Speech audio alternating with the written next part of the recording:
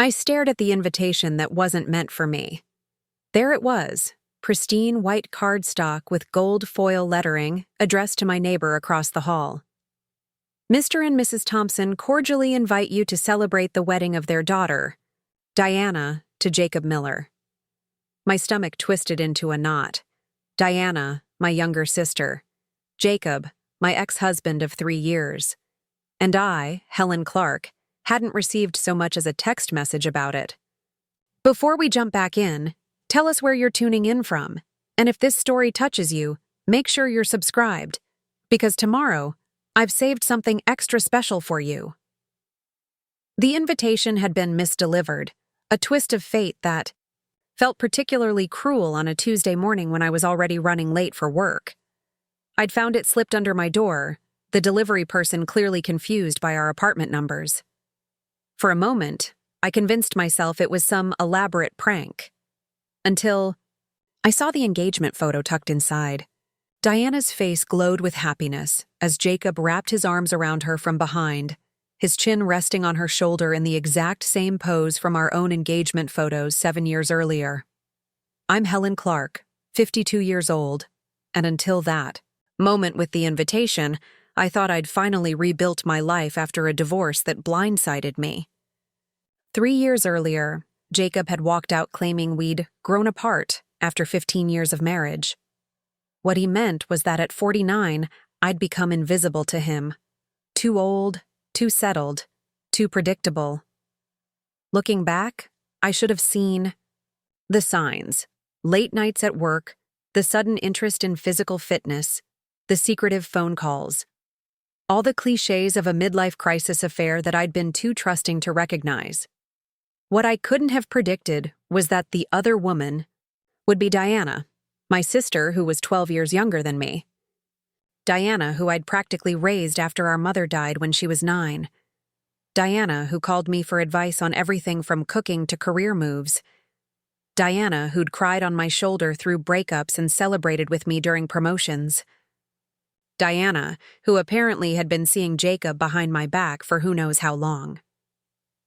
That Tuesday morning, I called in sick to work for the first time in 3 years. My hands trembled as I dialed our family home. My father and his second wife still lived in the same house where Diana and I had grown up. I needed answers. Needed to confirm this wasn't some elaborate misunderstanding. My stepmother Vivian answered on the 4th ring. Hello, Clark residence. Vivian, it's Helen. I tried to keep my voice steady. Oh, Helen. Her tone immediately cooled. Your father's not here right now. That's fine. I actually wanted to ask you something. I took a deep breath. Is Diana getting married to Jacob? My ex-husband Jacob? The silence that followed told me everything. Then came the defensiveness. Helen, honestly, I'm not sure why you're calling about this. Diana hoped you'd be mature enough to hear it from someone else first. It's been 3 years since your divorce. My chest tightened. So it's true? And everyone knew except me? Don't be dramatic. It's not like that. Her voice lowered slightly. Look, Diana and Jacob reconnected last year at your father's birthday party. These things happen. They're adults. Your father and I are very happy for them. And no one thought to tell me? My own sister and my ex-husband? Vivian sighed like I was being unreasonable. Helen, Diana was worried you'd react exactly like this. The wedding is in 3 weeks. We all thought it would be easier if you weren't there. For everyone's sake. The blood rushed to my face. You've excluded me from my own sister's wedding? Does Dad know about this? Of course he does. He agrees it's for the best. Helen, you've always been dramatic about these things. Remember when Diana got into Harvard and you made it all about how you never got to go to college because you were helping raise her? That stung because it was true. I'd put off my education to help our widowed father with Diana after our mother died. I'd worked multiple jobs to contribute to Diana's college fund while putting myself through night school. But I'd never once thrown it in her face, at least not intentionally. I need to talk to Diana, I said firmly. She's very busy with wedding preparations. I'll tell her you called. The dismissal in Vivian's voice was unmistakable. Helen, please don't make this difficult. Diana deserves her special day. After hanging up, I spent the rest of the morning in a daze. I tried calling Diana's cell phone 4 times. Each call went straight to voicemail. Finally, I sent a text. We need to talk. Please. 3 hours later, her reply came through. I'm sorry you found out this way. But Jacob and I are in love. It just happened. I hope someday you can be happy for us. That evening, I did something I hadn't done in months. I called my best friend Rachel, the one person who'd stood by me through the divorce, but whom I'd gradually lost touch with as I buried myself in work and healing. Helen, is everything okay? Rachel's voice carried the surprise of someone receiving a call from a ghost. Diana is marrying Jacob. My sister is marrying my ex-husband. The words felt surreal leaving my mouth. What? When? How did this happen? Rachel's shock validated my own feelings. Apparently, they reconnected at my father's birthday party last year. The wedding is in 3 weeks and I wasn't invited. They all decided it would be easier if I wasn't there. I don't even have words. Do you want me to come over? An hour later, Rachel was at my door with a bottle of wine and takeout. We sat on my small balcony overlooking the city, and for the first time, I allowed myself to cry. Not for losing Jacob, but for the betrayal by my family. You know what hurts the most? I said, wiping away tears. It's not even about Jacob. Our marriage was over long before he left. It's that Diana didn't tell me herself. It's that my entire family conspired to keep me in the dark and then exclude me like I'm some unstable element that would ruin everything. Rachel reached over and squeezed my hand. What are you going to do? I stared out at the cityscape, lights twinkling in the distance. I don't know. Part of me wants to show up anyway, make a scene, demand answers. Another part just wants to disappear, cut them all off completely. What do you actually want, Helen? Preparing and narrating this story took us a lot of time, so if you are enjoying it, subscribe to our channel. It means a lot to us. Now back to the story. Not what you think you should want, or what would hurt them most. What would make you feel better in the long run? I considered this. I want to understand why. I want Diana to look me in the eye and tell me why she thought it was okay to date my ex-husband in secret. I want to know if what I did for her all those years meant anything at all. The next morning, I decided to take matters into my own hands. I knew Diana worked as a marketing executive at a firm downtown. Instead of calling again, I went to her office building and waited in the lobby. At lunch hour, the elevator doors opened, and there she was, my younger sister, looking polished in a tailored suit, her chestnut hair falling in loose waves around her shoulders. She was laughing at something on her phone. When she looked up and saw me, the laugh died in her throat. Helen? What are you doing here? We need to talk, Diana. Really talk. Her eyes darted around the lobby. This isn't a good time. I have a lunch meeting. Cancel it, I said firmly. Your wedding is in 3 weeks, and you didn't think to. Tell me you're marrying my ex-husband. I think you can spare 30 minutes. She hesitated, then nodded stiffly. Fine. There's a coffee shop around the corner. We sat in silence until our coffees arrived. Diana kept checking her phone, her discomfort palpable. How long? I finally asked. How long were you seeing him before he left me? Diana's head snapped up. It wasn't like that. We didn't start dating until almost a year after your divorce was finalized. So at Dad's birthday party? Yes, we reconnected there. Helen, I didn't plan this. It just happened. I took a sip of my coffee, watching her over the rim. And you didn't think I deserved to know? You've been together for a year, and you're getting married, and you couldn't pick up the phone once? Diana had the grace to look ashamed. I tried to tell you so many times, but you were finally doing better. You had your new job, your new apartment. You seemed happy for the first time since the divorce. I didn't want to ruin that. So instead, you planned a wedding and excluded me completely? You let me find out from a misdelivered invitation? She winced. That wasn't supposed to happen. We were going to tell you after the wedding. Jacob thought it would be easier that way. Jacob thought. What about what you thought, Diana? What about what I might think or feel? Diana's eyes flashed with sudden defensiveness. You always do this. Make me feel guilty for living my life. I've spent years walking on eggshells around you, Helen. Ever since Mom died, it's been all about your sacrifices, how much you gave up for me. The accusation struck me like a physical blow. When have I ever held that over you? You don't have to say it. It's in everything you do, every conversation. The martyr older sister who gave up everything for me. Do you know how suffocating that is? I sat back, stunned. Is that really how you see me? Sometimes, she admitted, looking down at her hands. Look, I love you, Helen. You're my sister. But Jacob and I, we connect in a way I've never experienced before. He understands me. And you think he didn't understand me? That he didn't say the exact same things to me 15 years ago? Diana's expression hardened. Our relationship is different. I'm not trying to hurt you, but I'm not going to apologize for falling in love. Does he still do that thing where he leaves his wet towels on the bathroom floor? Or forgets birthdays until the last minute? Does he still work late every Thursday no matter what you have planned? The questions spilled out before I could stop them. Diana stood abruptly. This is exactly why we didn't tell you.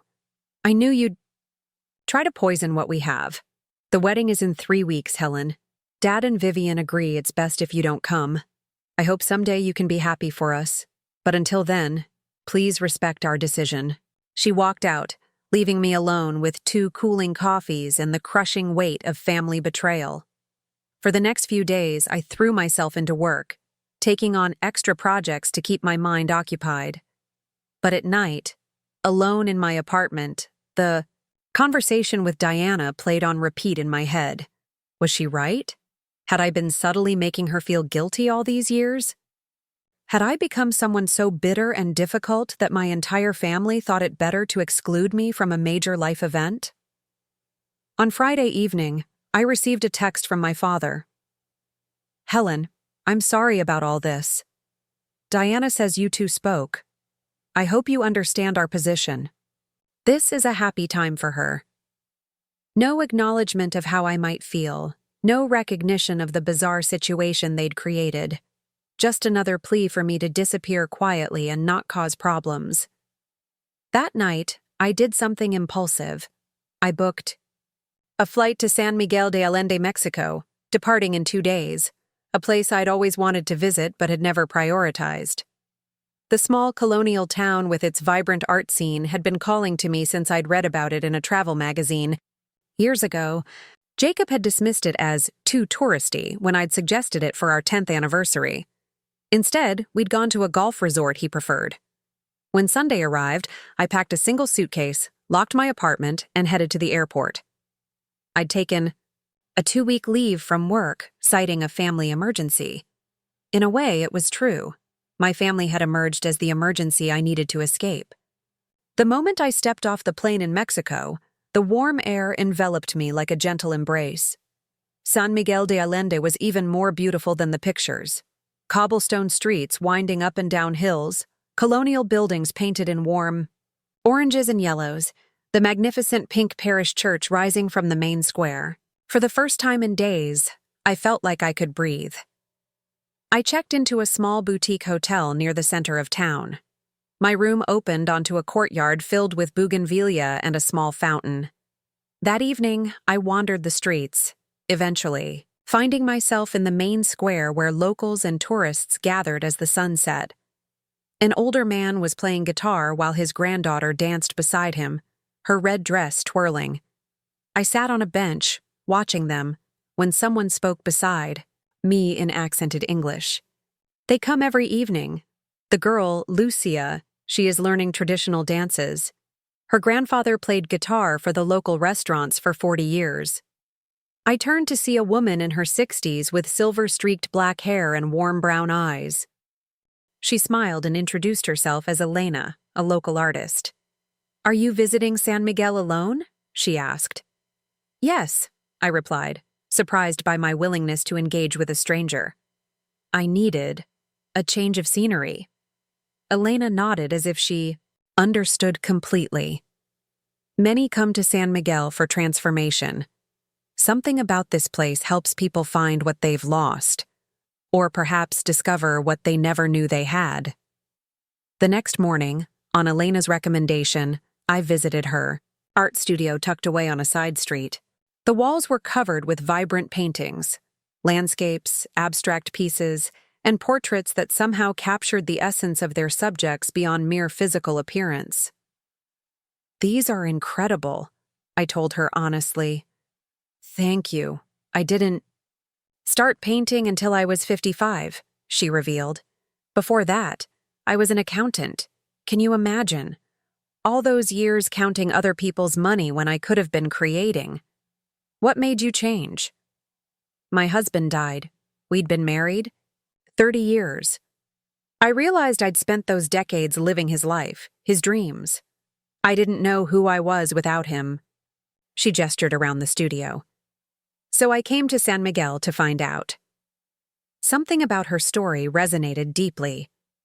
"I'm 52, I found myself saying, "and I feel like I'm just realizing I've spent my whole life being defined by other people's needs and expectations." Elena smiled. "Then you've come to the right place. San Miguel has a way of helping people rediscover themselves." She picked up a blank canvas. "Have you ever painted before?" I laughed. "Not since elementary school art class." "Perfect. No bad habits to unlearn." She set up the canvas on an easel. "Sometimes we need to create something new to understand what's been there all along." That afternoon stretched into evening as Elena patiently guided me through the basics of painting. My first attempt was terrible, clumsy landscapes with awkward proportions. But there was something freeing about making mistakes, about creating something purely for the joy of creation rather than for someone else's approval. As the days passed, I fell into a routine. Mornings exploring the town, afternoons in Elena's studio learning to paint, evenings in the plaza watching the world go by. Sometimes Elena joined me for dinner, introducing me to local dishes and sharing stories of her own journey from grief to rediscovery. One evening, about a week into my stay, Elena asked me directly, "What are you running from, Helen? Most people who come here alone have left something behind."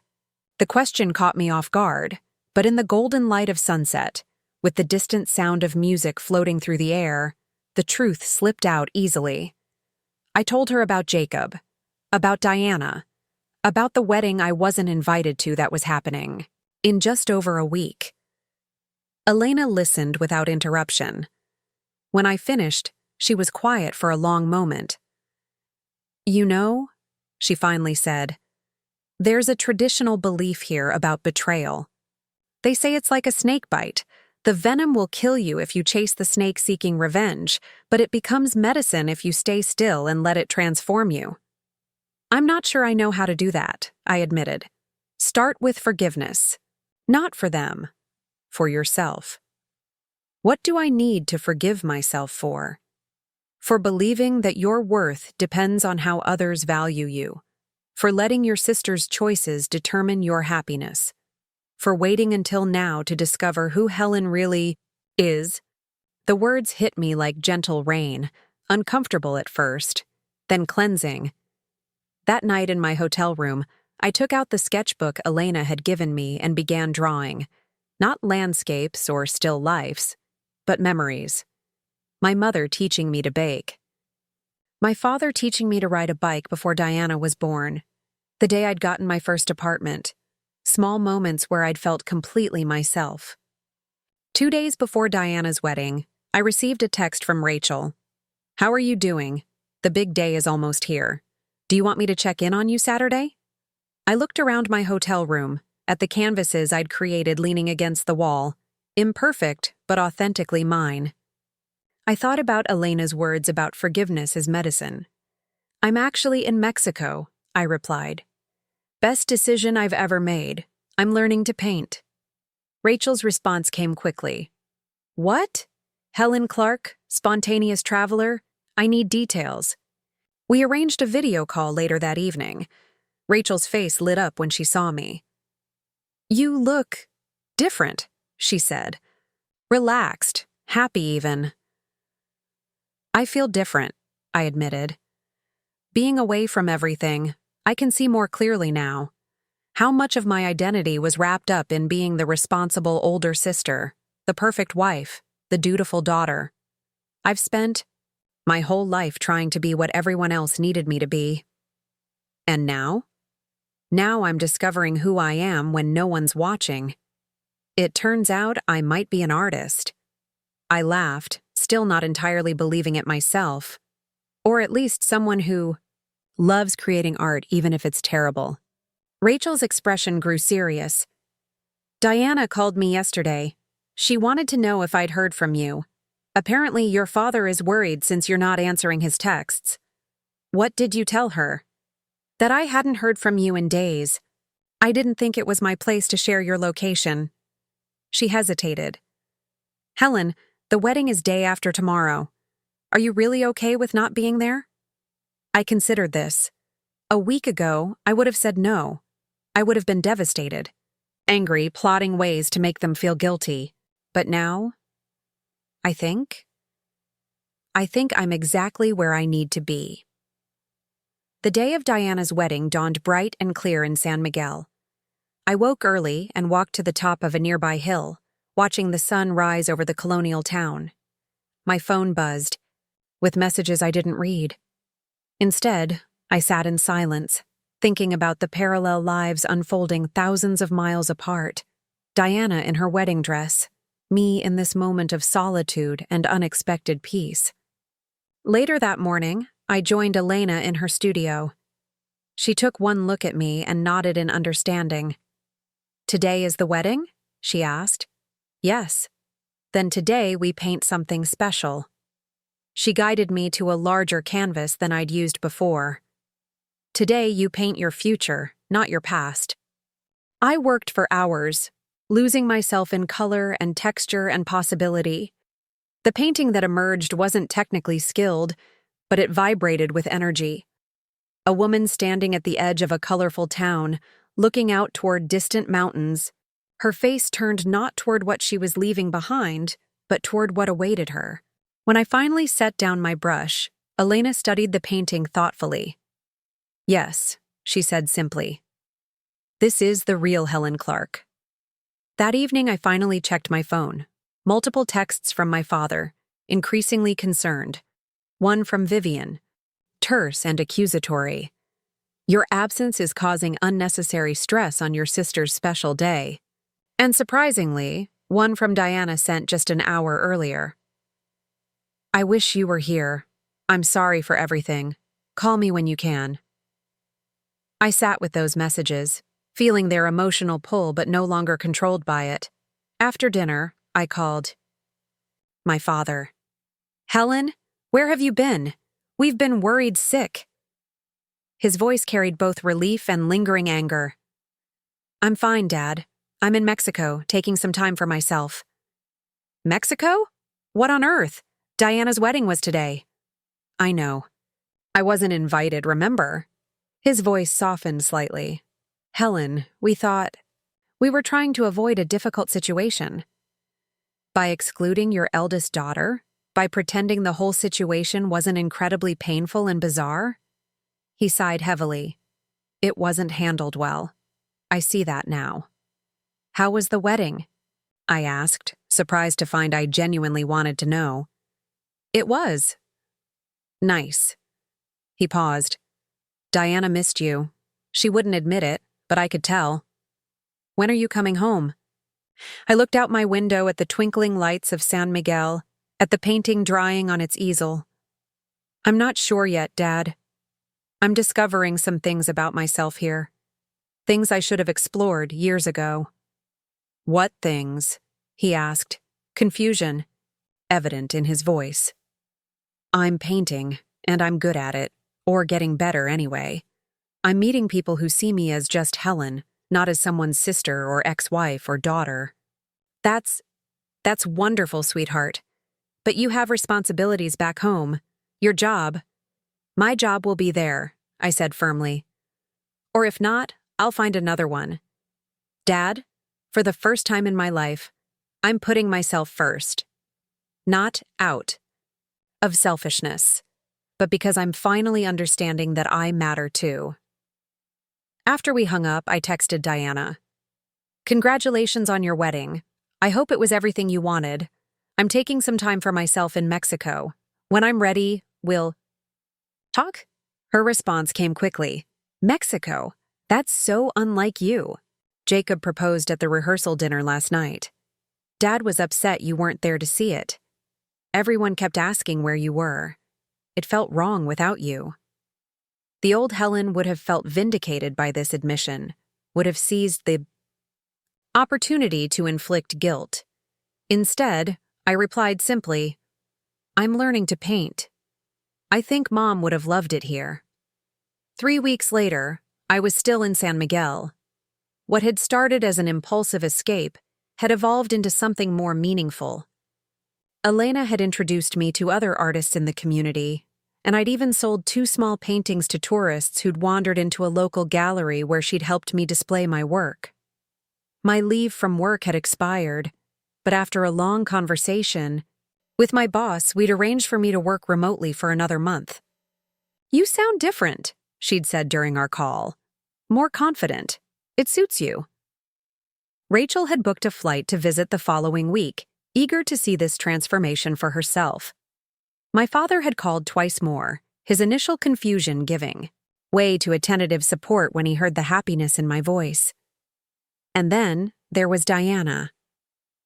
After returning from her honeymoon, she'd sent me photos of the wedding, an olive branch I hadn't expected. We'd exchanged a few careful texts, neither of us quite ready to delve into the deeper hurt, but both acknowledging that the relationship wasn't irreparable. One evening, as I sat in the plaza sketching the cathedral as the sun set behind it, my phone rang. It was Diana. Helen, do you have a minute? Of course, I said, setting down my sketchbook.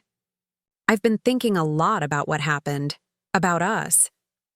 Her voice sounded different, more mature somehow.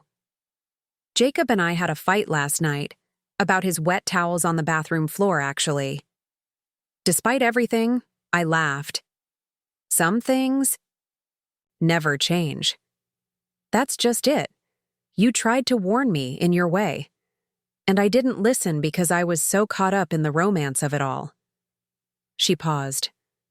I found your old journals in Dad's attic last week, the ones you kept after Mom died. I hope you don't mind that I read them. I froze. Those journals contained my unfiltered teenage thoughts, grief over our mother, frustration at having to grow up too quickly, love for Diana mixed with occasional resentment. I had no idea what you went through, Diana continued. How much you gave up for me. You never complained, not really. You just did what needed to be done. Diana, no, please let me finish. I've been so selfish, Helen. I convinced myself you were this overbearing martyr because it was easier than acknowledging the truth, that I owe you a debt I can never repay. You don't owe me anything, I said softly. We were both children, dealing with an impossible situation. But I do owe you an apology. For Jacob, for the wedding, for all of it. I was wrong. We all were. She took a deep breath. Can you forgive me? In the plaza, a guitarist began to play, the notes floating up into the darkening sky. I thought about Elena's words about forgiveness. As medicine, about snake bites and transformation. I'm working on it, I answered honestly. Not just forgiving you, but forgiving myself for living so long for other people instead of for me. Dad showed me your paintings, the ones you sent photos of. They're beautiful, Helen. I had no idea you had that in you. Neither did I admitted. It took losing everything I thought was important to discover what actually is. After we hung up, I remained in the plaza, adding final touches to my sketch as stars appeared overhead. The cathedral on my page wasn't technically perfect, but it captured something essential, the way the structure reached toward the sky, rooted in history yet aspiring to something higher. Later that night, I emailed my boss with a decision I'd been contemplating for days. I would resign from my position at the end of the month. The severance package would give me a cushion while I explored this new path. It was terrifying and exhilarating all at once. As I prepared for bed, I noticed a new message from Diana. Whatever you're finding in Mexico, I'm happy for you. You deserve this. When you're ready to come home, things will be different. I promise. I smiled, realizing that home had taken on a new meaning. It was no longer defined by other people's expectations or my roles in their lives. Home was wherever I could be authentically Helen, the woman who was still emerging, still creating, herself, one brushstroke at a time. I fell asleep that night to the distant sound of music from the plaza, dreaming not of what I'd left behind, but of all that lay ahead. A canvas still being painted, a story still being written, finally, beautifully, my own. The morning after my conversation with Diana at the coffee shop, I woke up with a heaviness that seemed to press me into my mattress. For several minutes, I just stared at the ceiling, replaying her words in my mind. The accusation that I'd been holding my sacrifices over her head for years had cut deeper than I expected. Had I really become the bitter older sister who made everyone walk on eggshells? Was I truly so difficult that my entire family thought it better to exclude me from a major life event? I finally dragged myself out of bed and made coffee, standing by my kitchen window that overlooked the city park 3 blocks away. Children were already playing on the swings, their laughter barely audible through the glass. My phone lay on the counter where I'd left it the night before, screen dark and silent. No follow-up calls from Diana, no explanations from my father, not even a confrontation from Jacob. Just silence, as if I'd already been erased from their narrative. The realization hit me with unexpected force. They were relieved, I knew. The secret was out, and now they could proceed with their plans without the burden of my feelings. The wedding invitations had been sent, the venue booked, the future decided. I was an afterthought, a complication they'd managed to solve through exclusion. I picked up my phone and called the one person who might understand. My colleague Maggie answered on the second ring, her voice bright with surprise. "Helen? Everything okay? You never call this early." Maggie and I had started at the publishing house on the same day 15 years ago.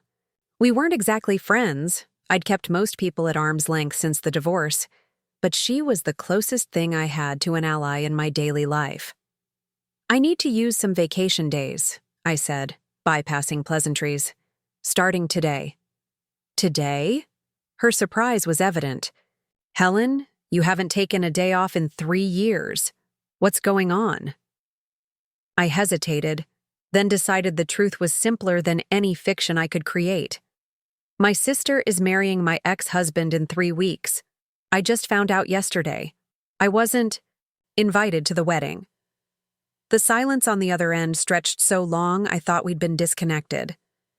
"Maggie, I'm here. I'm just processing. Your sister and Jacob? That's unbelievable? Cruel. Cliché. Pick your adjective." I was going to say a lot to handle. "Are you okay?" I laughed, a short, sharp sound that surprised even me. "Not remotely, but I will be. I just need some time away from everything." "Of course," she said immediately. I'll tell Gordon you had a family emergency. He owes you after that Frankfurt manuscript disaster anyway. How much time do you need? 2 weeks, I said, the number coming to me spontaneously. Maybe more. After hanging up, I sat at my kitchen table and opened my laptop. I had no plan, no destination in mind, just an overwhelming need to be somewhere, anywhere, else. My fingers hovered over the keyboard before typing, "Places to travel alone over 50." The search results populated with lists of safe destinations for senior solo travelers and best group tours for mature singles. I grimaced at the marketing, language that seemed to suggest I was one step away from a retirement home. I was 52, not 82. Frustrated, I changed my search. Where to go when your life falls apart? This yielded more interesting results. Spiritual retreats, meditation centers, hiking trails known for personal epiphanies. I scrolled through options, none quite right, until an image caught my eye. A cobblestone street lined with buildings. In warm oranges and yellows, a magnificent pink church rising in the background. San Miguel de Allende, Mexico. I vaguely remembered reading about it years ago. An artist's colony, a place where expatriates went to reinvent themselves. Jacob had dismissed it when I'd suggested it for an anniversary trip, preferring destinations with golf courses and business, networking opportunities. The irony wasn't lost on me. Jacob had never gone anywhere without an agenda, a way to maximize the experience for his career or social standing. Even our honeymoon had included casual meetings with publishing contacts in London. Within the hour, I had booked a flight leaving in 2 days, reserved a room at a small boutique hotel, and requested an expedited passport renewal since mine had expired the previous year. The spontaneity of these actions felt foreign, almost, as if someone else were making the decisions through my hands. The Helen Clark everyone knew, responsible, predictable, cautious, would never make such impulsive plans. But perhaps that Helen was part of the problem. The next day passed in a blur of preparations. I went to the bank and withdrew cash, bought a new suitcase to replace my battered old one, purchased travel-sized toiletries and comfortable walking shoes. I cleaned my apartment, paid bills ahead of schedule, and asked my neighbor to collect my mail. All practical tasks that kept my hands busy and my mind from spiraling into the questions that lurked at the edges of my consciousness. When had Diana and Jacob's relationship begun? Had they been seeing each other while we were still married? Had they laughed about me behind my back? Did everyone in my family know except me? That evening, the landline I rarely used rang. The caller ID showed my father's number. I let it go to voicemail, then immediately regretted it when I heard his message. "Helen, it's Dad. Vivian told me you called about Diana and Jacob. I should have told you myself. I'm sorry about that. Could you call me back when you get this, please?" His voice sounded older, hesitant in a way I wasn't accustomed to hearing. For a moment, my finger hovered over the callback button. Then, I remembered how quickly he had agreed with Vivian and Diana that I shouldn't attend the wedding, how easily I had been discarded from this family milestone. I didn't call back. Instead, I poured myself a glass of wine and stepped out onto my small balcony. The city stretched before me, lights twinkling in the gathering dusk. Somewhere across town, my sister was probably trying on her wedding dress, my father was writing a toast, and my ex-husband was securing his place in my family while I was being written out of it. "Good riddance," I whispered to the night air, though I wasn't sure if I meant them or the woman I had been, the one who had spent her life accommodating others at her own expense. The morning of my departure, I woke before dawn, my suitcase already packed and waiting by the door. I showered, dressed, and made a final cup of coffee in my kitchen. As I waited for my rideshare to the airport, I received a text from Diana. "Helen, Dad says you haven't called him back. We need to talk about this like adults. This silent treatment isn't helping anyone." The accusation of childishness stung, especially coming from Diana, who had hidden her relationship with Jacob for a year and then excluded me from her wedding. I typed several responses, deleting each one, before settling on silence. What could I possibly say that wouldn't be twisted into evidence of my dramatic nature? The car arrived, and I locked my apartment door behind me. As we drove to the airport, I turned off my phone. The silence felt like the first deep breath I'd taken in days. Security, boarding, takeoff. The familiar rituals of air travel carried me forward without requiring much thought. It wasn't until the plane was cruising at altitude, the sprawl of the city disappearing beneath clouds, that the reality of what I was doing hit me. I, Helen Clark, dutiful daughter, responsible sister, predictable ex-wife, was flying to Mexico alone with no real plan beyond escape.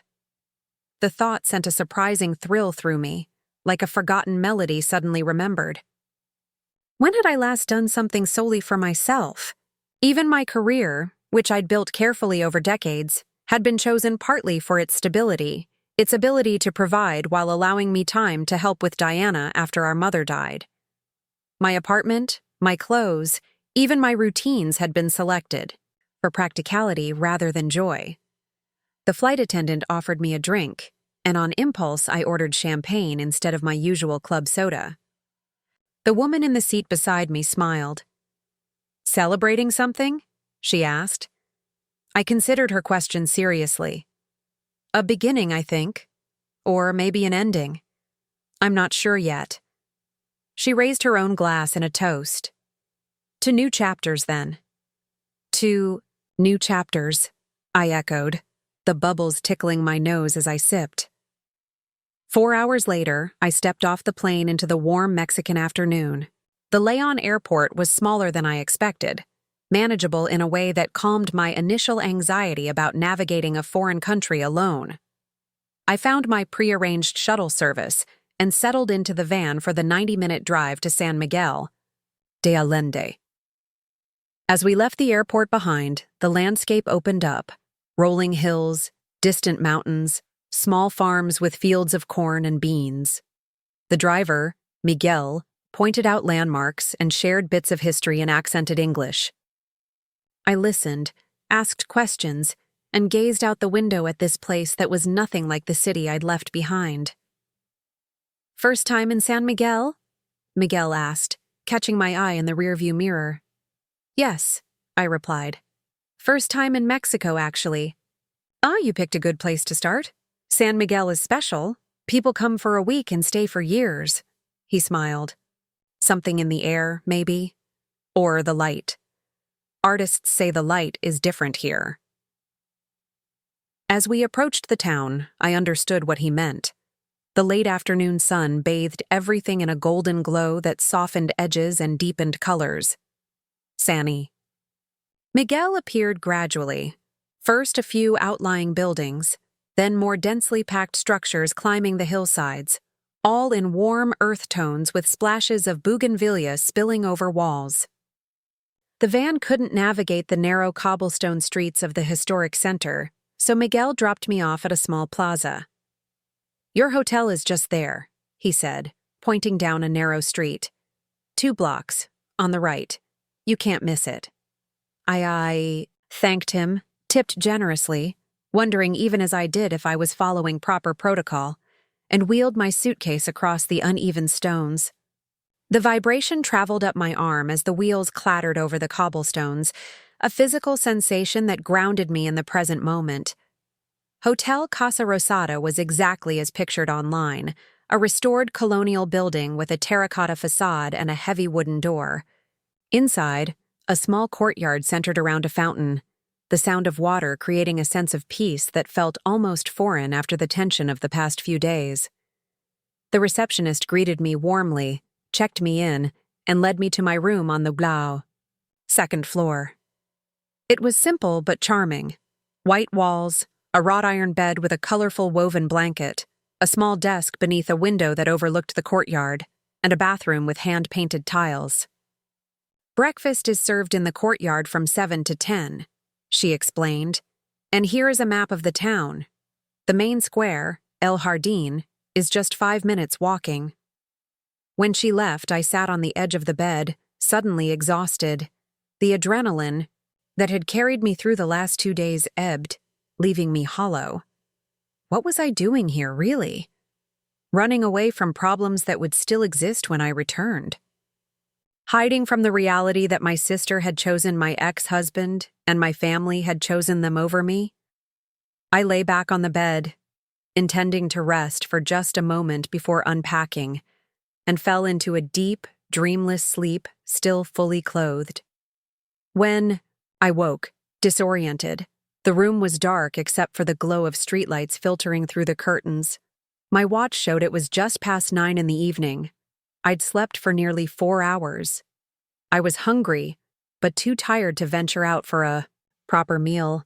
Instead, I unpacked my suitcase, took a shower in the small bathroom with its surprisingly strong water pressure, and ate an energy bar I'd tucked into my carry-on. Tomorrow, I promised myself, I would explore properly, find good food, see the sights. Tonight, I would rest. As I prepared for bed, I switched my phone back on for the first time since leaving for the airport.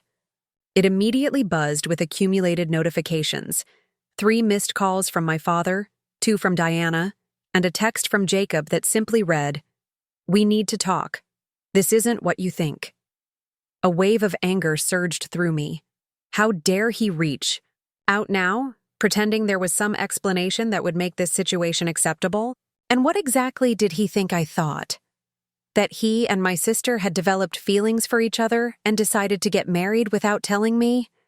Because that much seemed undeniably true. I switched the phone off again without responding to anyone and slipped it into the desk drawer. I was thousands of miles away, in a different country, a different context. For tonight at least, they couldn't reach me. The next morning, I woke to sunlight streaming through my window and the distant sound of church bells. For a moment, I couldn't remember where I was. Then it all came flooding back. The invitation, Diana's cold dismissal, the hasty flight to Mexico. I lay still, waiting for the now familiar weight of betrayal to settle over me. Instead, I felt something unexpected, a flicker of curiosity, a gentle urge to discover what lay beyond my hotel room. I rose, dressed in comfortable clothes, and went downstairs to the courtyard where breakfast was being served. A small buffet offered fresh fruit, bread, cheese, and eggs made to order. I filled a plate and chose a table near the fountain, watching other guests as they chatted over coffee. They were mostly Americans and Canadians from what I could overhear, retirees, artists, a few younger couples. First morning in San Miguel? I looked up to find an older woman with silver-streaked black hair and warm brown eyes standing beside my table, coffee cup in hand. "Is it that obvious?" I asked. She smiled. "You have the look, a little overwhelmed, a little enchanted." She gestured to the empty chair across from me. "May I join you? I'm Elena Rojas." "Helen Clark," I replied, gesturing for her to sit. "And yes, I arrived last night." "Vacation?" she asked, stirring sugar into her coffee. I hesitated. "More of an impromptu escape." Elena nodded as if this made perfect sense. "Many come to San Miguel for exactly that reason. Something about this place helps people find what they've lost, or perhaps discover what they never knew they had." There was something in her manner, a directness coupled with genuine warmth, that bypassed my usual reserve. Before I quite realized what was happening, I found myself telling this stranger an abbreviated version of my situation. My sister marrying my ex-husband, my exclusion from the wedding, my impulsive decision to flee. Elena listened without interruption, her expression thoughtful rather than shocked or pitying. When I finished, she said simply, "So you've come to San Miguel to hide. But perhaps you'll find instead." "Find what?" I asked. "That's the adventure, isn't it?" Her eyes crinkled with humor. But enough heavy conversation for breakfast. You should see the town while the morning light is still good. The cathedral looks most beautiful before noon. She gave me directions to El Jardín, the main square, and recommended a walking route that would show me the highlights of the historic center. Before leaving, she jotted an address on a napkin. My studio, if you'd like to visit tomorrow. I'm a painter. Sometimes seeing how others create helps us understand our own possibilities. I thanked her, tucked the napkin into my pocket, and set out to explore San Miguel. The morning was pleasantly warm, the streets beginning to fill, with people as shops opened and vendors set up stalls selling everything from fresh fruit to handcrafted jewelry. Elena had been right about the cathedral, officially called La Parroquia de San Miguel Arcángel. Its pink neo-Gothic facade rose dramatically above the main square, improbable and beautiful. I sat on a bench in the shade of a laurel tree in El Jardín, watching as tourists snapped photos and locals crossed the square on their way to work or errands. For the first time in days, I wasn't thinking about Diana or Jacob or my father. I was simply present, observing the play of light on old stones, listening to snippets of conversation in Spanish and English, feeling the gentle breeze against my skin. I spent the morning wandering the streets, following no particular plan. I discovered a small market where I bought fresh oranges and a hand-woven scarf in shades of blue and purple. I found a quiet courtyard cafe where I lingered over excellent coffee. I explored narrow alleys that opened unexpectedly into sun-drenched plazas. By early afternoon, my feet were tired, but my spirits lifted. I returned to my hotel for a brief rest, then ventured out again as the heat of the day began to wane. This time, I found myself drawn to the sounds of music coming from a tree-lined street. Following the melody, I discovered a small gallery where a trio was playing traditional music while visitors browsed artwork displayed on the walls. I slipped inside, grateful for the air conditioning and the chance to rest my feet while enjoying the music. The gallery featured local artists, vibrant landscapes, abstract compositions, portraits, and sculptures. I moved slowly from piece to piece, paying more attention to art than I had in years. One painting in particular captured my interest, a street scene of San Miguel that somehow conveyed not just the physical reality of the place, but the feeling of being there, the quality of light, the sense of history and possibility coexisting. "You have good taste," said a voice behind me. I turned to find a middle-aged man with kind eyes and a neatly trimmed beard. "Graciela Fuentes is one of our finest local talents." "It's beautiful," I replied. "She captures something beyond just the visual." He nodded approvingly. "Exactly so. Are you an artist yourself?" The question caught me off guard. "Me? No, not at all. I work in publishing, editing mostly."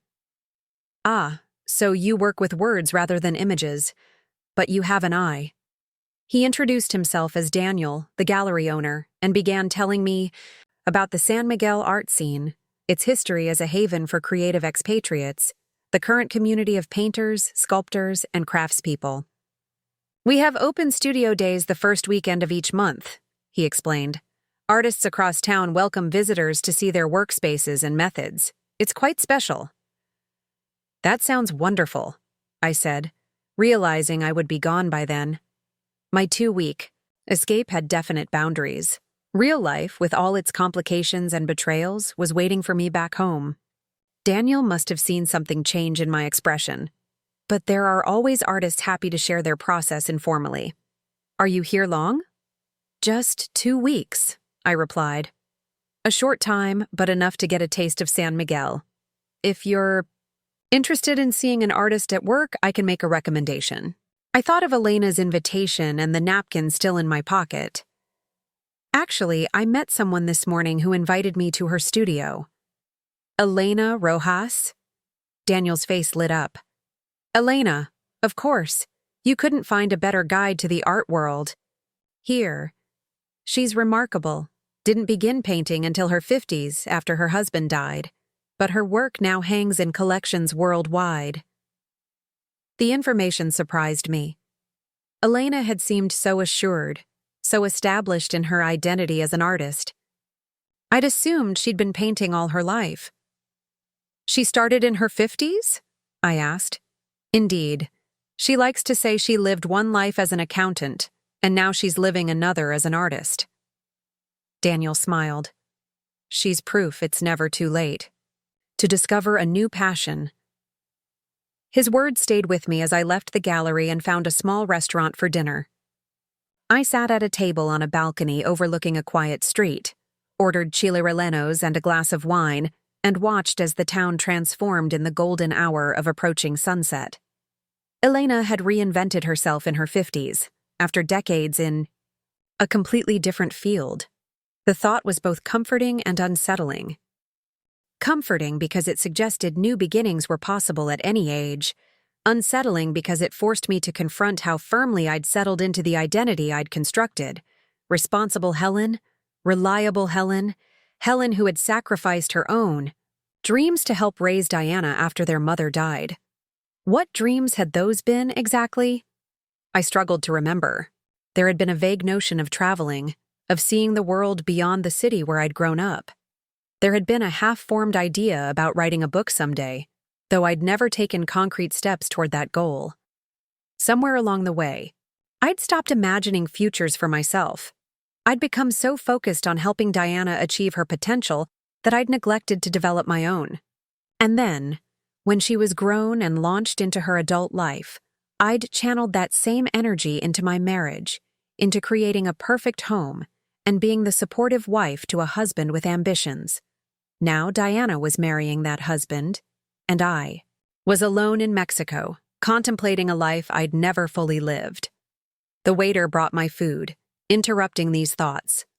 I thanked him and turned my attention to the meal, which was delicious.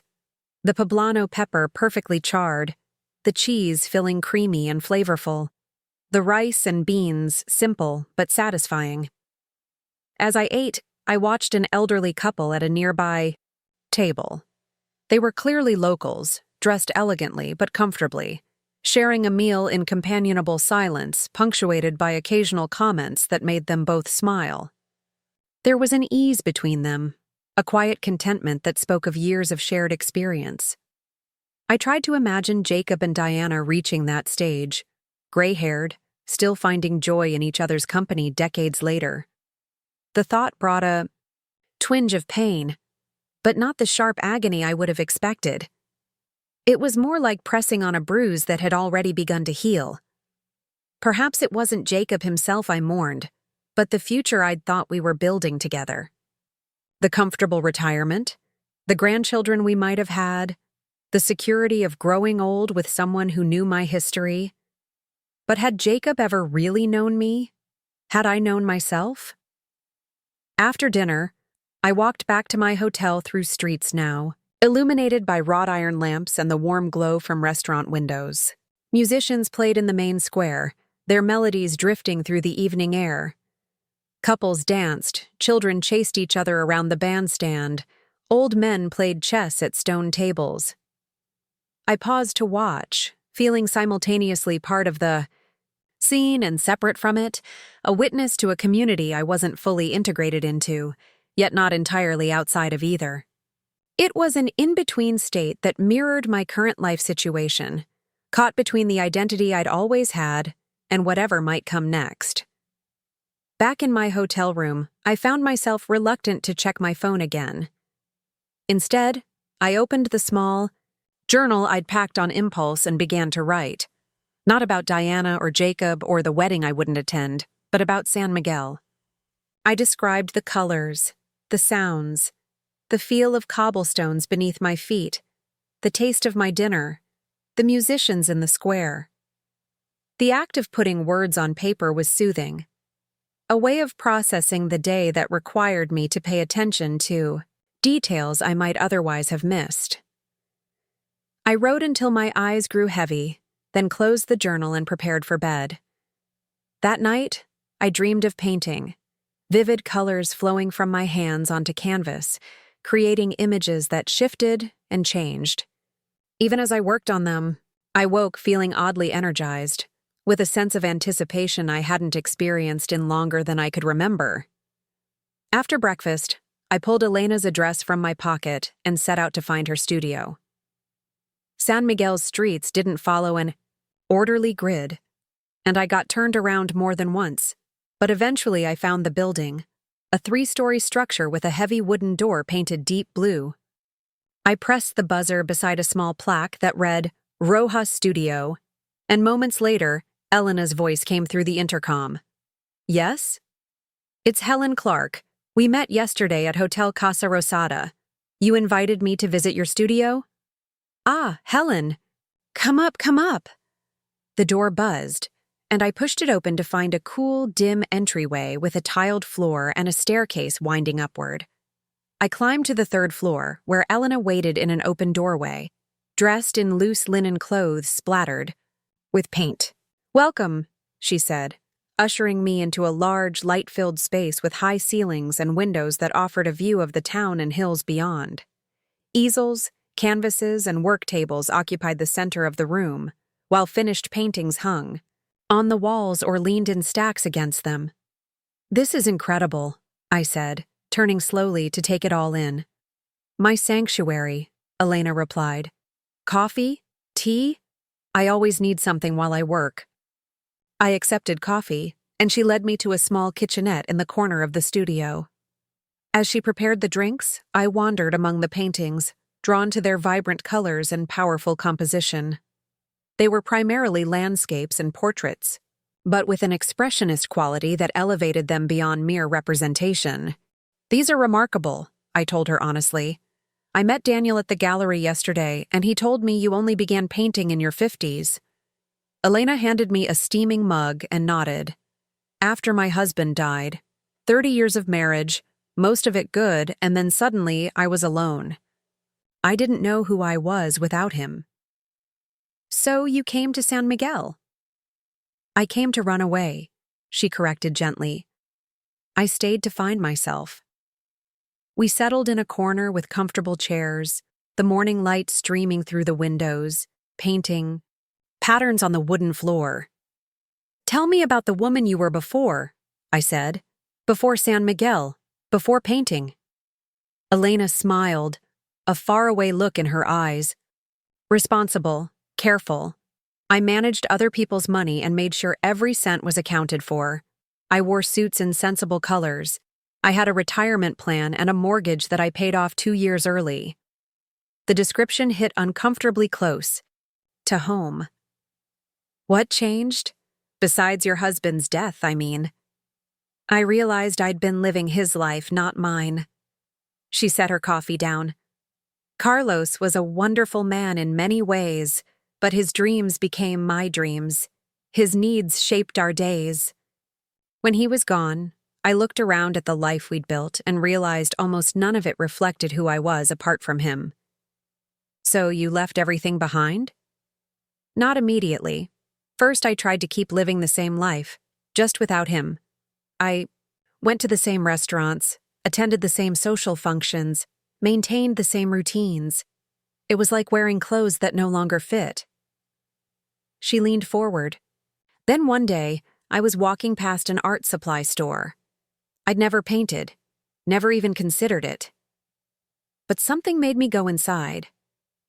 She gestured around the studio. 3 years later, here I am. Different city, different career, different... Elena. Weren't you scared? I asked. Terrified, she admitted. But I was more afraid of spending whatever years I had left as a shadow of someone else's life.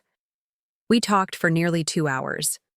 Elena showed me her current projects, explained her techniques, and shared stories of her journey from accountant to artist. As our conversation wound down, she surprised me with a question. Would you like to try? Try what? I asked. Painting. She gestured toward an empty easel. Sometimes we need to create something new to understand what's been there all along.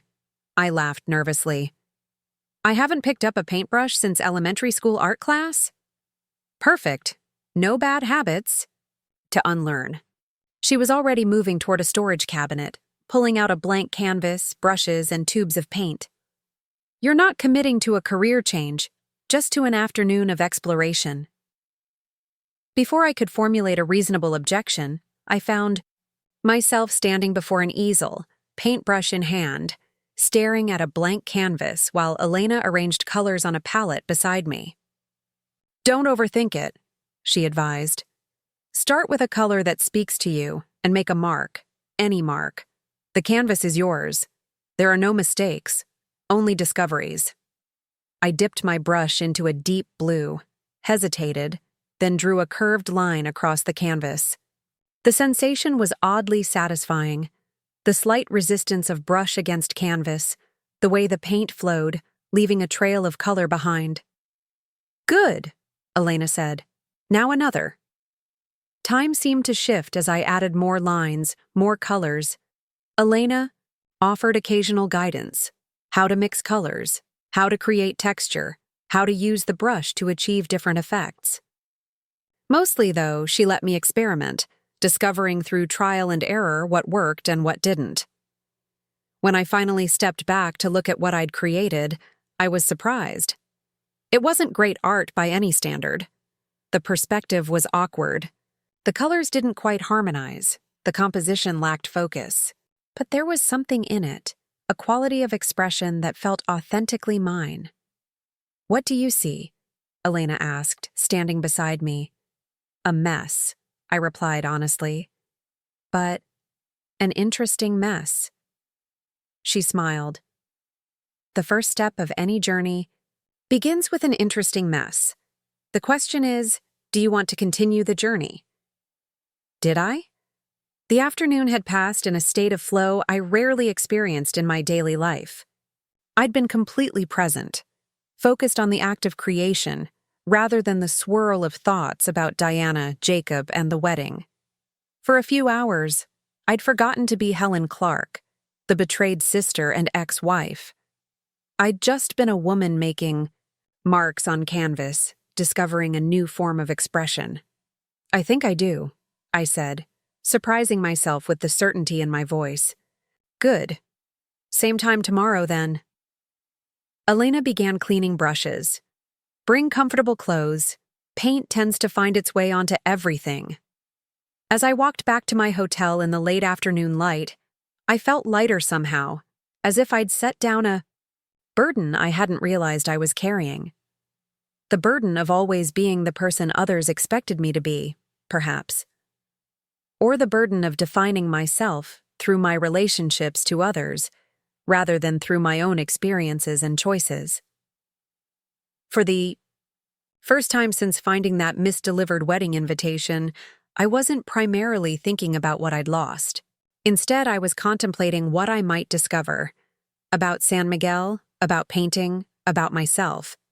That evening, I finally turned my phone back on, bracing for the onslaught of messages. There were more missed calls, more texts asking where I was, expressing concern or frustration at my silence. The most recent was from Diana. "Helen, Dad is really worried. At least let us know you're safe." I composed a brief message. "I'm fine. I'm taking some time for myself in Mexico. I'll be in touch when I'm ready." Then I switched the phone off again, returned to my journal, and began writing about my day in Elena's studio. The feel of the brush in my hand, the way colors blended and separated, the curious sense of recognition I'd felt when looking at my finished painting, as if I'd caught a glimpse of a self I hadn't known existed. Tomorrow I would paint again, and perhaps, brushstroke by brushstroke, I would begin to create not just an image on canvas, but a new vision of who Helen Clark might become. After a week in San Miguel, I fell into a rhythm that felt both foreign and somehow right. Mornings began with coffee in the hotel courtyard, often shared with Elena, who had taken to stopping by before heading to her studio. We'd discuss the day's plans, what techniques she wanted to teach me, which galleries we might visit, where to find the best chiles en nogada or barbacoa tacos. The simple pleasure of these conversations, casual, unhurried, focused on immediate joys rather than distant obligations, Felt like a luxury I'd denied myself for years. Back home, breakfast had become a functional affair, something to get through efficiently before tackling the day's responsibilities. Here, it was an experience to savor. On my 8th morning in Mexico, Elena arrived at my hotel carrying a small, wrapped package, which she placed beside my coffee cup with a mysterious smile. "What's this?" I asked. "Open it and see." Inside was a set of professional-grade watercolors in a portable metal case, along with fine brushes and a small sketchbook bound in leather. "Elena, I can't accept this. It's too much." She waved. Away, my protest. "Tools matter. You can't discover if you have a gift for painting using children's supplies." She tapped the sketchbook. "This is for when you're wandering the streets. When you see something that moves you, stop and capture it, not with a tourist's photograph, but with your own hand."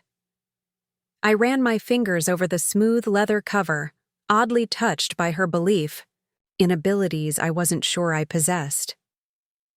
"Thank you. I'll try to do it justice." "It's not about doing justice to the tools," she corrected gently. "It's about using them to discover what's inside you." After breakfast, I followed Elena to her studio for what had become our daily painting session. Over the week, I'd progressed from tentative brushstrokes to more confident compositions. My work was still amateurish, perspective slightly off, colors sometimes muddied, but Elena insisted technical perfection wasn't the point. "Look at Frida Kahlo," she'd said yesterday, showing me a book of the famous Mexican artist's work. "Her power isn't in perfect technique, but in raw emotional truth. She painted her pain, her joy, her reality. Today, she set up a still life, a blue ceramic bowl filled with pomegranates, a half-empty wine glass, a tarnished silver candlestick. Paint what you see," she instructed, "but also what you feel when you look at these objects." I stared at the arrangement, uncertain how to translate feelings into visual form. The pomegranates with their leathery skin and jewel-like seeds reminded me of hidden potential, of beauty concealed until deliberately revealed. The wine glass, reflecting, light from the studio windows, spoke of celebration but also solitude. A single glass, partially consumed. The candlestick, once bright but now dulled with age, seemed to embody the passage of time. How to capture all that in paint? I began cautiously, sketching the basic shapes, then gradually adding color. As I worked, I found myself less concerned with perfect representation and more interested in the relationships between the objects. The way the deep red of the pomegranate seeds contrasted with the cool blue of the bowl. How the curved glass distorted the light, the subtle gradations of gray in the tarnished silver. 2 hours passed in what felt like minutes. When Elena suggested we break for lunch, I stepped back from my canvas, surprised by what I'd created. It wasn't exactly what I'd intended. The perspective was still slightly skewed, the colors more intense than in the actual objects. But it had a vitality that pleased me. "You're finding your voice," Elena said, examining my work. "See how you've emphasized the light on the wine glass? How the pomegranates dominate the composition. These aren't accidents. They're choices your subconscious made." We walked to a small restaurant a few blocks away, one of Elena's favorites, where the chef greeted her by name and ushered us to a table in a sunny corner. Over plates of enchiladas, verdes, and glasses of horchata, our conversation turned unexpectedly personal. "Tell me about your sister," Elena said. "Not the betrayal, but who she was to you before." The question caught me off guard. I'd spent the week deliberately not thinking about Diana, Jacob, or the wedding. "Why do you want to know?" Elena shrugged. "Because relationships shape us, even, perhaps especially, the difficult ones, and because you've been painting around that pain rather than through it." I considered this as I took a bite of my enchilada, the tangy salsa verde momentarily distracting me from the discomfort of the question. Finally, I said, "Diana was 9 when our mother died. I was 21, just finishing college. My father was present, but overwhelmed. He worked long hours, and when he was home, he seemed lost without my mother.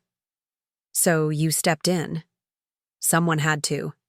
I traced patterns in the condensation on my glass. Diana was struggling in school, having nightmares. My father suggested I postpone graduate school for a year to help her adjust. I gave a short laugh.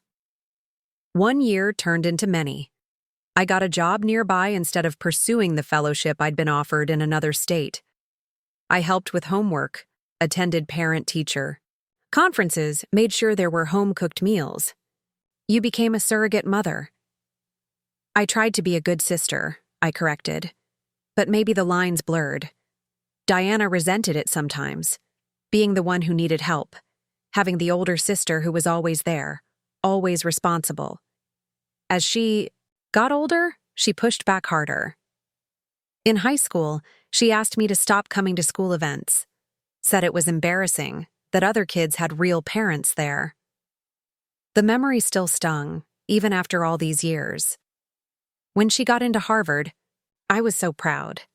But then she accused me of being jealous because I'd given up my own education opportunities for her. That wasn't true.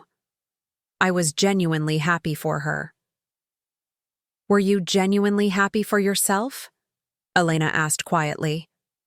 The question hung between us. Had I been? Or had I constructed a narrative where my sacrifices were noble, necessary, beyond question? A story that left no room for acknowledging my own disappointments and deferred dreams. I don't know, I admitted finally. I think I convinced myself that being the reliable one, the one who held everything together, was enough. Elena nodded, not offering easy reassurance or platitudes. And then Diana grew up, moved on, and you married Jacob. Yes, he was. Decisive, ambitious. He knew exactly what he wanted in life. I smiled faintly at the irony. I found that attractive after years of being the one making all the decisions for Diana and myself. It felt like I could finally relax, let someone else take the lead. But I think I just transferred my caretaking from Diana to Jacob. His career came first. His preferences shaped our life together. Even the house we bought, I would have preferred something smaller, closer to the park. He wanted the prestigious address, the formal dining room for entertaining colleagues. I shook my head. I went along with it all because that's what I'd trained myself to do. Accommodate, support, enable. And now Diana and Jacob are together, Elena said, not as a question but as a simple statement of fact. Yes. The word came out barely above a whisper. The two people who most defined my adult life, who both in different ways took what I offered without really seeing me. Now they're building a life together, and I'm superfluous.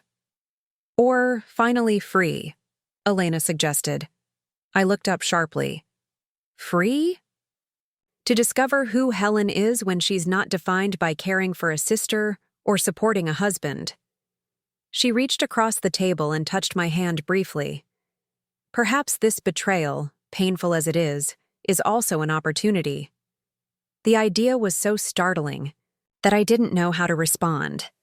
Could I really view the collapse of my family relationships as a doorway rather than a dead end? The thought followed me through the rest of lunch and back to the studio, where I returned to my painting with new perspective. Looking at the still life I'd created, I suddenly saw it differently. Not just as a technical exercise, but as a reflection of my current state. The pomegranates with their hidden seeds were like the parts of myself I'd kept concealed, even from my own awareness. The wine glass, solitary but catching the light, spoke of both isolation and illumination. The tarnished candlestick represented not just the passage of time but the dignity of having lived, having witnessed, having endured. I picked up my brush and began adding details I'd missed before. The subtle reflection of the pomegranates in the table's polished surface, the intricate pattern of tarnish on the silver, the precise way light refracted through the wine. As I worked, I felt a curious sense of alignment, as if my hand and eye and heart were finally working in concert. When I finished, Elena came to stand beside me, studying the painting in silence for a long moment. "There," she said finally, pointing to a small area where I'd captured the light passing through the wine glass, creating a ruby-tinted glow on the table. "That's Helen speaking." That evening, instead of returning directly to my hotel, I took my new sketchbook and watercolors to the main plaza. I found a bench beneath a laurel tree and opened the book to its first blank page. The scene before me was full of potential subjects. The magnificent church with its pink spires catching the last of the day's light, couples strolling arm in arm, vendors selling balloons and roasted corn, children chasing pigeons across the cobblestones. What caught my eye, though, was an elderly woman feeding birds from a small paper bag of crumbs. She sat alone, her face creased with time but serene, seemingly content in her solitary activity. I began to sketch her, trying to capture not just her physical appearance, but the quality of peaceful self-containment she projected. As the light faded, I added washes of color, the warm browns of her shawl, the deeper umber of her skin, the soft gray of her hair. The result was impressionistic rather than detailed, but it conveyed something essential about the woman and about what had drawn me to her. A shadow fell across my page, and I looked up to find the subject of my sketch standing before me, peering curiously at the book in my lap. "Soy yo?" she asked, pointing to the drawing. "Is that me?" I nodded, suddenly self-conscious. "Yes. I hope you don't mind." She studied the watercolor, then smiled, revealing gaps where teeth had been. "Bonita," she said. "Beautiful." I tore the page carefully from the book and offered it to her. "Para usted," I said, using one of the few Spanish phrases I knew. "For you." She accepted the sketch with a small, formal bow, then reached into her bag of crumbs and sprinkled a few into my palm before walking away, her gift exchanged for mine. As I watched her go, a sense of contentment washed over me. Not happiness exactly, but something quieter and more sustainable. For the first time since arriving in San Miguel, I felt not just like a tourist observing from the outside, but like a participant in the life of this place, connected through the simple act of seeing and being seen. Back in my hotel room, I checked my phone for the first time in days. There were fewer messages now, just one from my father asking if I was safe, and one from a colleague at work checking on when I might return. Nothing from Diana or Jacob. Perhaps they'd given up trying to reach me, or perhaps they were too absorbed in wedding preparations to spare much thought for my absence. I responded to my father with a brief message. "I'm safe and well in Mexico. Taking some time to think. We'll be in touch soon." And to my colleague with an equally concise update about my return date. Then, instead of turning the phone off as I'd done every night since arriving, I set it aside, no longer feeling the need to entirely disconnect from my old life in order to explore this new one. That night, I dreamed of painting again, but this time I wasn't alone in my dream studio. The elderly woman from the plaza was there, and Elena, and other faces I'd encountered in San Miguel. They moved around me as I worked, occasionally offering a suggestion or a word of encouragement, creating a sense of community that had been absent from my life for longer than I cared to admit. I woke feeling surprisingly refreshed, with an idea forming that I wasn't sure I had the courage to pursue. After breakfast, I walked to Elena's studio, sketchbook tucked under my arm. "I have a question," I said after she let me in. "The open studio event you mentioned, where artists show their work process to visitors. How does one participate in that?"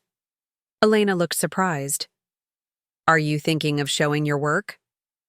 "Not exactly. I was thinking more about demonstrating, the process of learning to paint as an older woman with no prior experience." I hesitated, uncertain how to articulate what I was envisioning. Like a journal in real time.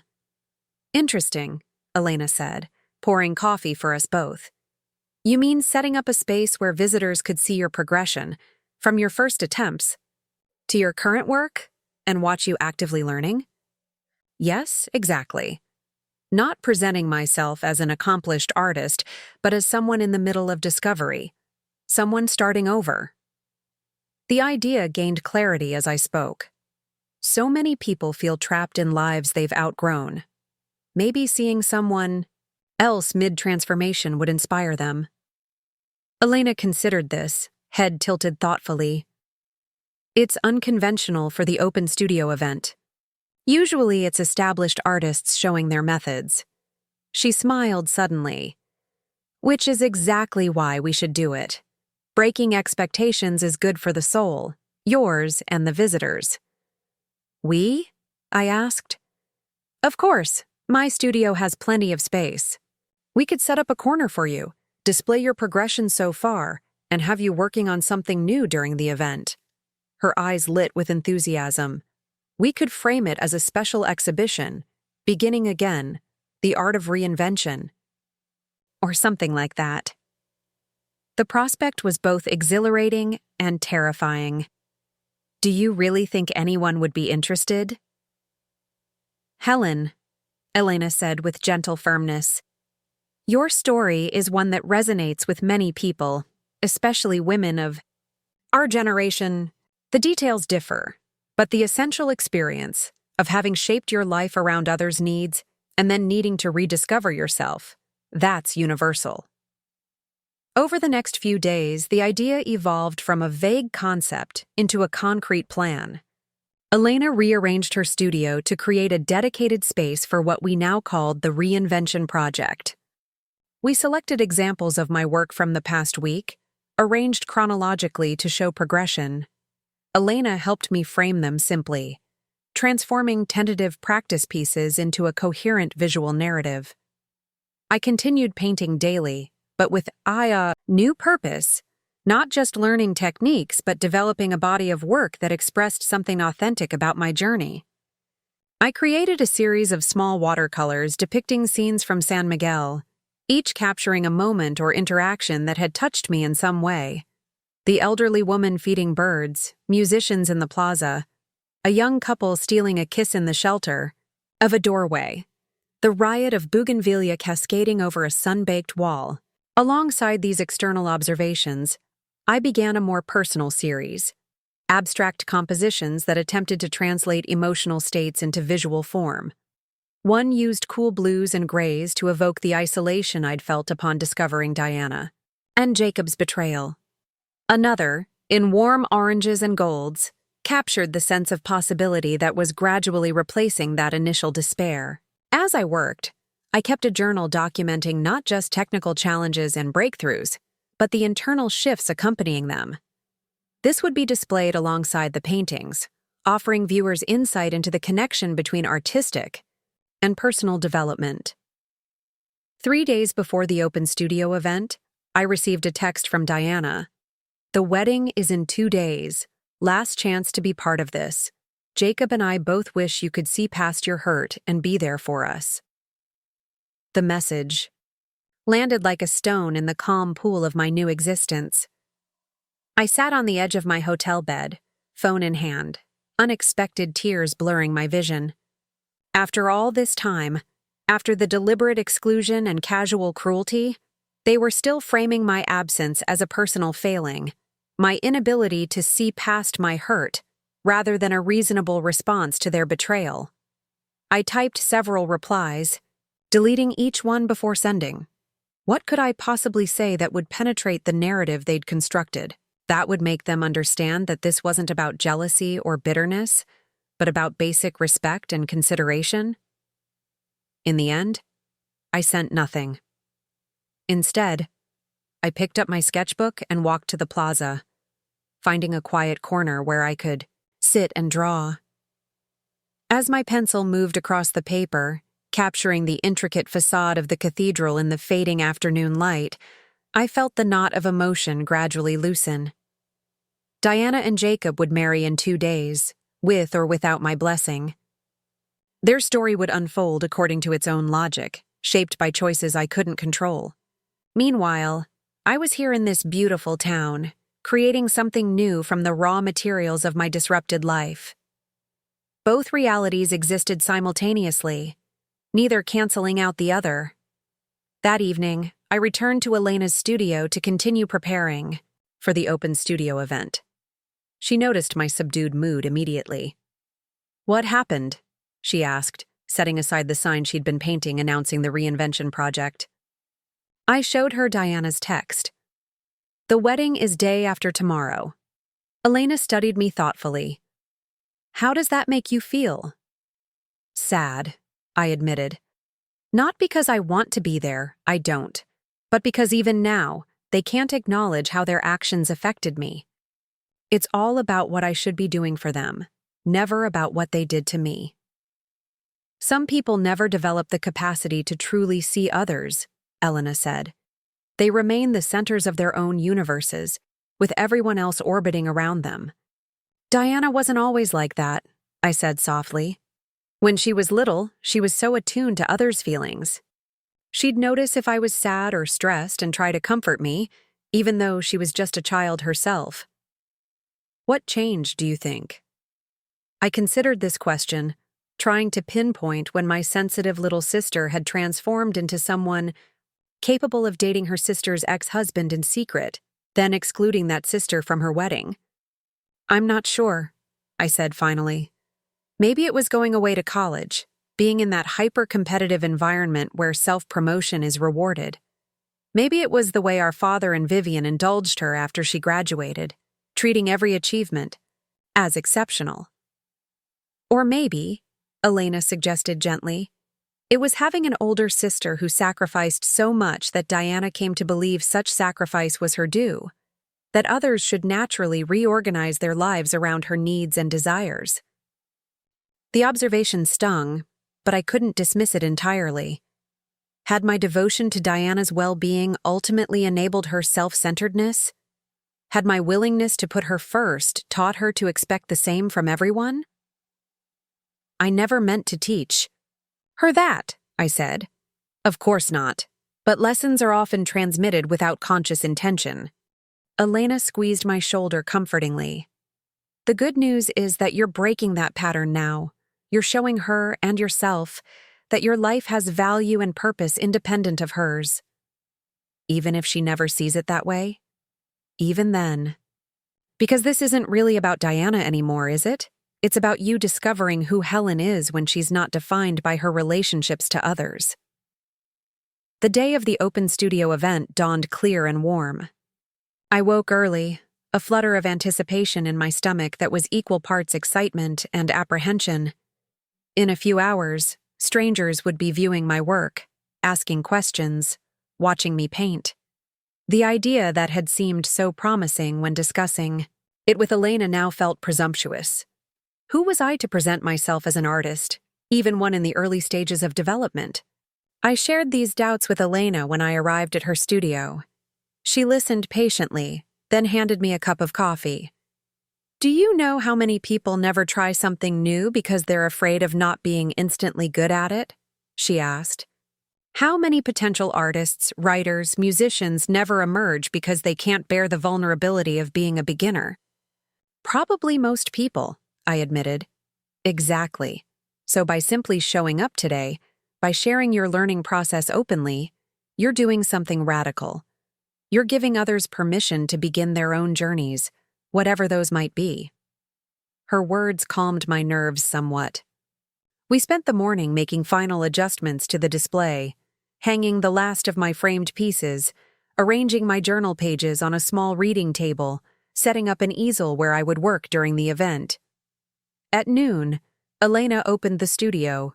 Doors and visitors began to arrive, a steady stream of tourists, expatriates, and locals curious about the art being created in their midst.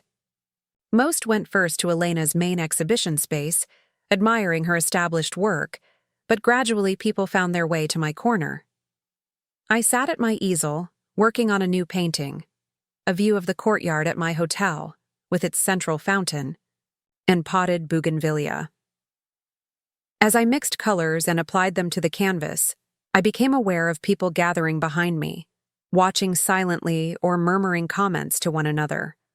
A woman about my age paused beside the chronological display of my work, studying each piece in turn.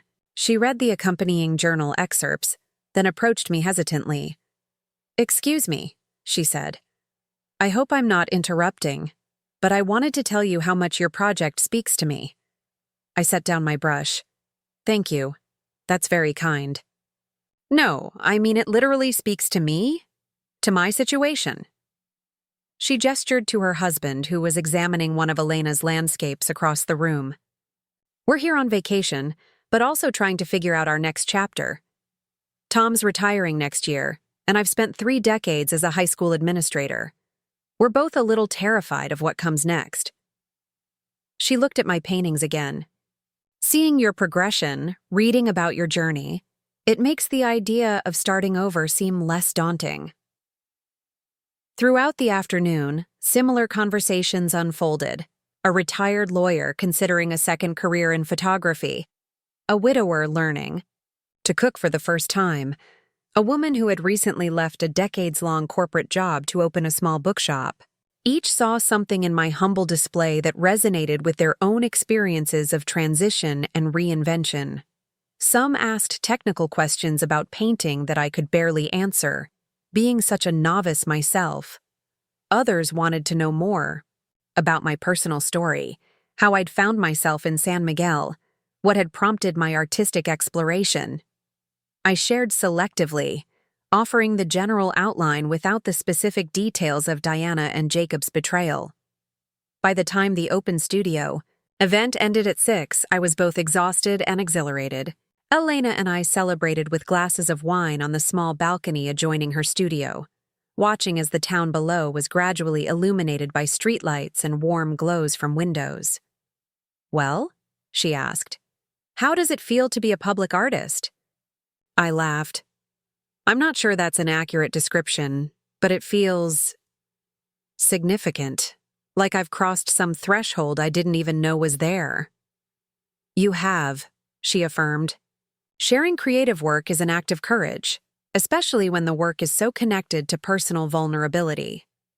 You showed up today as authentically Helen, not as someone's sister or ex-wife or employee, just you, with all your uncertainties and discoveries." "It was easier than I expected," I admitted. Once I started talking with people and realized they weren't judging me for being imperfect or inexperienced. Most people respond to authenticity with recognition rather than judgment. It's our own inner critics who are the harshest. Elena refilled our glasses. "So, what's next for the reinvention project?" The question caught me off guard. I'd been so focused on preparing for the open studio event that I hadn't thought beyond it. "I'm not sure. I fly home in 3 days. And then?" "Back to my job, I suppose. Though even that feels different now." I took a sip of wine, considering. I've been editing other people's words for so long. Maybe it's time to see if I have words of my own worth sharing. "Writing as well as painting?" Elena smiled. "The reinvention expands. Maybe. Or maybe just living more consciously, making choices based on what I want rather than what others expect." I looked out at the town, now a constellation of lights against the darkening sky. That would be reinvention enough for now. We sat in companionable silence for a while, sipping wine and watching night settle over San Miguel. Eventually, Elena said, "You know you can come back any time. This town has a way of claiming people." "I've noticed," I replied, thinking of the expatriates I'd met over the past 2 weeks, people who had come for a vacation and stayed for years, drawn by the beauty, the artistic community, the pace of life that encouraged presence rather than perpetual striving. "Just something to consider," Elena said lightly. "Your life doesn't have to return to exactly what it was before." The thought stayed with me as I walked back to my hotel through streets now familiar enough that I navigated them without consulting a map. San Miguel had worked its way into my consciousness, becoming more than just a temporary escape. In this place that had initially been nowhere, I had found something I hadn't even known I was missing. A sense of possibility unconstrained by others' expectations or my own habitual limitations. In my hotel room, I checked my phone one last time before bed. There was a new message from Diana, sent just an hour ago. "We missed you today. The rehearsal dinner was beautiful. Dad gave a toast that made everyone cry. I kept thinking you should have been there to hear it." I stared at the screen, trying to decode the subtext. Was this genuine regret, or another attempt to make me feel guilty for not setting aside my own feelings to support her? Either way, it felt like a message from a different world, one that was rapidly receding from my immediate concerns. For the first time, I considered the possibility of not returning at the end of my scheduled 2 weeks, of extending my stay in San Miguel, perhaps indefinitely. The thought both thrilled and terrified me. Could I really remake my life so completely? Leave behind the familiar routines, the job security, the apartment filled with memories both good and painful? I didn't have an answer yet, but the fact that I was asking the question at all represented a profound shift. 2 weeks ago, I had fled to Mexico in pain and confusion, seeking only temporary escape from an unbearable situation. Now, I was contemplating choices that would have seemed unthinkable then. Whatever I decided, I knew one thing with certainty. I was no longer the woman who had opened that misdelivered wedding invitation and felt her world collapse.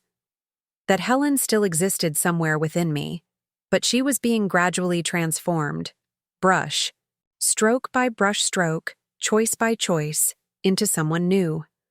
Someone whose worth wasn't tied to her usefulness to others.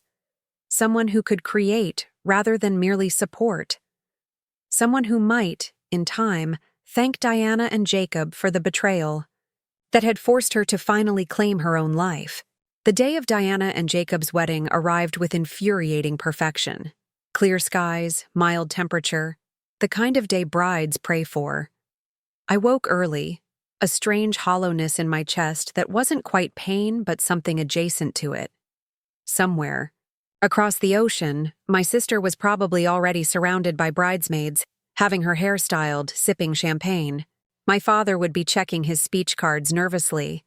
Jacob would be straightening his bow tie, perhaps practicing his vows in the mirror.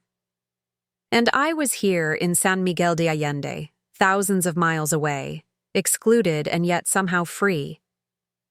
I dressed. Slowly, choosing clothes with more care than usual. A flowing linen dress in deep turquoise that I'd purchased from a local boutique, silver earrings from a street vendor. Today marked not just Diana and Jacob's union, but also, in a way, my own independence. It seemed fitting to acknowledge both transitions. Rather than sitting in my hotel room dwelling on what was happening back home, I packed my watercolors and sketchbook and headed out into the streets. The town was already alive with Saturday activity. Vendors setting up stalls in the market, tourists gathering for guided walks, locals going about their weekend routines. I found myself drawn to a part of town I hadn't yet explored, a residential area where the facades were less polished than in the historic center, but no less vibrant. Children played in a small park, their shouts and laughter carrying on the morning air. An old man swept the sidewalk in front of his home with methodical care. A woman watered potted plants on her tiny balcony, nodding to me as I passed below. Life continuing in all its ordinary glory, utterly disconnected from the drama that had consumed my world just weeks ago. I settled on a low wall overlooking a narrow street where laundry hung from lines stretched between buildings, adding unintentional but beautiful notes of color to the scene. Opening my sketchbook, I began to draw, not just the physical landscape, but the feeling of the place, the sense of lives being lived with dignity and purpose regardless of circumstance. As I worked, an elderly woman emerged from a nearby doorway and watched me curiously for a moment before approaching. "Buenos días," she said. "Le gusta nuestra calle?" "Good morning. Do you like our street?" My Spanish was still rudimentary, picked up from Elena and from an app I'd downloaded after my first week in town. but I managed to reply, Sí, es muy hermosa. Tiene carácter. Yes, it's very beautiful. It has character. She beamed, pleased, by either my appreciation or my attempt at her language. Soy Carmen, she introduced herself. Helen, I responded, gesturing to the empty space beside me on the wall. ¿Quieres sentarte? Would you like to sit? Carmen settled next to me, watching as I continued sketching. After a few minutes of comfortable silence, she asked in careful English, You are artist? I smiled. No, aprendiendo. Learning. Ah. She nodded approvingly. Nunca es tarde. It's never too late. We sat together for nearly an hour, Carmen occasionally pointing out details I might have missed. A particularly charming arrangement of flower pots, the distinctive ironwork on a balcony, the way light caught the edge of a red tile roof. Though, our conversation was limited by language barriers. There was a peaceful connection in this shared observation, this mutual appreciation of beauty in the ordinary. When I finished my sketch, I showed it to her. She studied it, then patted my hand approvingly. Ves con el corazón. You see with the heart. I repeated the phrase, committing it to memory, feeling it was somehow important. Ves con el corazón. Carmen nodded, then reached into the pocket of her apron and withdrew a small object, a tiny carved wooden bird, painted in bright blues and yellows. She pressed it into my palm, closing my fingers around it. Para recordar, she said. To remember. I tried to refuse the gift, but she was insistent. I finally accepted with a thank you, touched by the generosity of this woman who had known me for less than an hour. In return, I carefully removed the finished sketch from my book and offered it to her. Carmen took it with formal grace, holding it as if it were precious. Gracias, Helen. Vuelve pronto. Thank you, Helen. Come back soon. As I walked away, I found myself hoping I might indeed come back to this neighborhood, perhaps see Carmen again and improve enough in Spanish to have a real conversation with her. The thought surprised me. It presumed a future connection to San Miguel beyond my scheduled departure in 2 days. In my time here, something fundamental had shifted. What had begun as a desperate escape from pain had evolved into a genuine attachment to this place, these people, this emerging version of myself. The idea of simply returning to my old life now felt impossible, like trying to step back into clothes I'd long outgrown. By mid-morning, I arrived at Elena's studio, where we'd arranged to meet for coffee before a trip to a nearby town known for its traditional ceramics. She greeted me with the customary kiss on each cheek, then studied my face with the directness I'd come to appreciate. Today is the wedding, she said. Not a question. I nodded. Yes. And how do you feel? I considered the question seriously, wanting to be honest with both her and myself. Strange, I admitted finally. Like I'm watching a play I was originally cast in but then written out of. I can picture exactly what's happening right now, but I'm disconnected from it. And the strangest part is that I don't wish I were there. Elena poured coffee for us both. That's significant. Not wanting to be included in something that, just weeks ago, would have seemed unthinkable to miss. I think if I were there, I'd be playing a role. The supportive sister, the gracious ex-wife. Here, I'm just me. Still figuring out what that means, but no longer defined by my relationship to them. Exactly. Elena handed me a cup. Now, shall we focus on something entirely different? I promise the ceramics in San Jose are worth the drive. We spent the day exploring the neighboring town, visiting studios where artisans created pottery using techniques passed down through generations. I watched, fascinated, as an older woman shaped clay on a wheel with hands gnarled by age, but incredibly precise in their movements. My grandmother taught me, she explained through Elena's translation. And her grandmother taught her. The clay remembers our hands, and our hands remember the clay. I bought a small bowl from her, drawn to its imperfect symmetry and the deep blue glaze that reminded me of twilight. It wasn't a practical purchase. The bowl would have to be carefully packed for my flight home, but it felt important to have a tangible reminder of this day, this choice to fill my wedding day hours with beauty and discovery rather than resentment or regret. On the drive back to San Miguel, Elena asked about my plans. "You leave the day after tomorrow, yes?" "That was the original plan," I acknowledged. "But I've been thinking about extending my stay. Not indefinitely, but perhaps another week or two." Elena smiled. "I had a feeling you might. San Miguel has that effect. It invites people to linger, to let its rhythms work on them a little longer." "It's not just the place," I said. "It's what's happening to me here. I've started something, with painting, with this whole process of rediscovery, and it doesn't feel finished yet." "Creative journeys rarely have neat endpoints," Elena observed. "They're more like spirals, continuously unfolding." Back in town, we parted ways at the plaza, Elena heading to meet friends for dinner, me opting for solitude on this day that held such complicated significance. I found a small restaurant with a rooftop terrace overlooking the cathedral and ordered a glass of wine and a simple meal of chiles rellenos. As dusk fell and lights began to twinkle across the town, I allowed myself a moment of reflection. By now, Diana and Jacob's ceremony would be over. They would be at their reception, sharing their first dance, cutting the cake, moving through the rituals that marked the beginning of their life together. I raised my glass in a silent toast, not to their happiness, which I wasn't quite generous, enough to wish for wholeheartedly, but to the unpredictable turns of fate that had brought me here to this terrace, this moment of quiet autonomy, this unexpected second beginning. After dinner, I walked back to my hotel through streets filled with Saturday night energy, music spilling from restaurants, couples strolling hand in hand, artists displaying their work along pedestrian thoroughfares.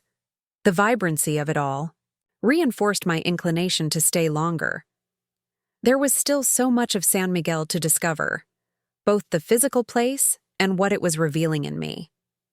In my room, I reluctantly turned on my phone, bracing for whatever messages the wedding day might have generated.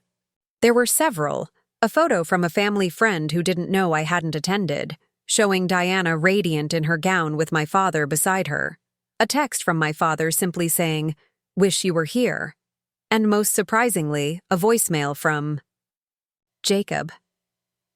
I hesitated before playing it, not sure I wanted his voice intruding on the peace I'd cultivated.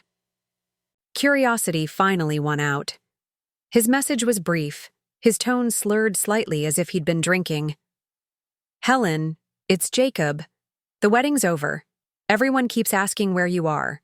Your father's upset, though he's trying not to show it. Diana's pretending she doesn't care, but I know she does. I wanted to explain about us. It wasn't what you think. We didn't."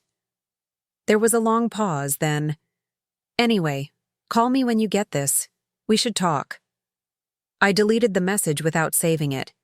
Whatever explanation he wanted to offer now, whether sincere or self-serving, it came too late to change anything. The wedding had happened. My exclusion was complete. And most importantly, I was moving in a direction that no longer centered them. I sent brief responses to my father and the family friend, then switched off my phone again and returned to my sketchbook. The day had provided rich material: the residential street with its laundry lines and flower pots, the ceramics workshop with its ancient traditions, the rooftop view of San Miguel at dusk. As I sketched, I thought about Carmen's words. "Ves con el corazón." You see with the heart.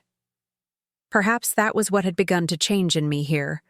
Not just learning technical skills for capturing the world visually, but developing a different way of seeing, one that went beyond surface appearances to the essence of things. The next morning, I woke with a clear decision. I would extend my stay in San Miguel by 2 weeks. I'd already accumulated enough vacation time to cover it, and The additional cost seemed a worthwhile investment in whatever transformation was underway. After breakfast, I called my boss back in the States to request the extension. To my surprise, she was immediately supportive. "You haven't taken a real vacation in 3 years, Helen. If you need more time, take it. The Frankfurt manuscript is progressing well with Jenna handling it, and nothing else is urgent." Next, I contacted the hotel about extending my reservation. Fortunately, my room was available for another week, though I would need to move to a different one for the final week. With those practical matters settled, I headed to Elena's studio to share my decision. She was working on a large canvas when I arrived, music playing softly in the background. She greeted me with a smile that suggested she already knew what I was going to say. "I'm staying 2 more weeks," I confirmed. "Excellent." She set down her brush. "In that case, I have a proposition for you. The municipality is sponsoring a small exhibition next month. New Visions, it's called. Local artists presenting work that represents fresh perspectives or approaches. I've been invited to submit pieces, and I'd like to include your reinvention project." I stared at her, certain I'd misunderstood. "But I won't be here next month, and I'm not a real artist." Elena waved away both objections. "The exhibition opens in 3 weeks, so installation would happen during your extended stay. And as for not being a real artist, what does that even mean? You're creating visual art that expresses authentic human experience. That's as real as it gets." "But my work is so amateur," I protested. "That's precisely why it's valuable for this exhibition. Your project isn't about technical perfection. It's about the courage to begin something new at a stage in life when many people believe it's too late for significant change." She looked at me intently. "The reinvention project speaks to something universal, Helen. I saw it during the open studio day, how people responded to your journey, how they recognized their own potential in your experience. I felt simultaneously flattered and terrified. What would I need to do? Continue what? You're already doing. Painting, journaling about the process, developing your visual voice. We'd select pieces that show your progression and create an installation that invites viewers to witness and perhaps join in the journey of reinvention." The idea was both thrilling and daunting. To have my work, my still developing, imperfect work, displayed in a real exhibition seemed presumptuous. Yet Elena's belief in the value of my process was unwavering. "Think about it," she said, seeing my hesitation.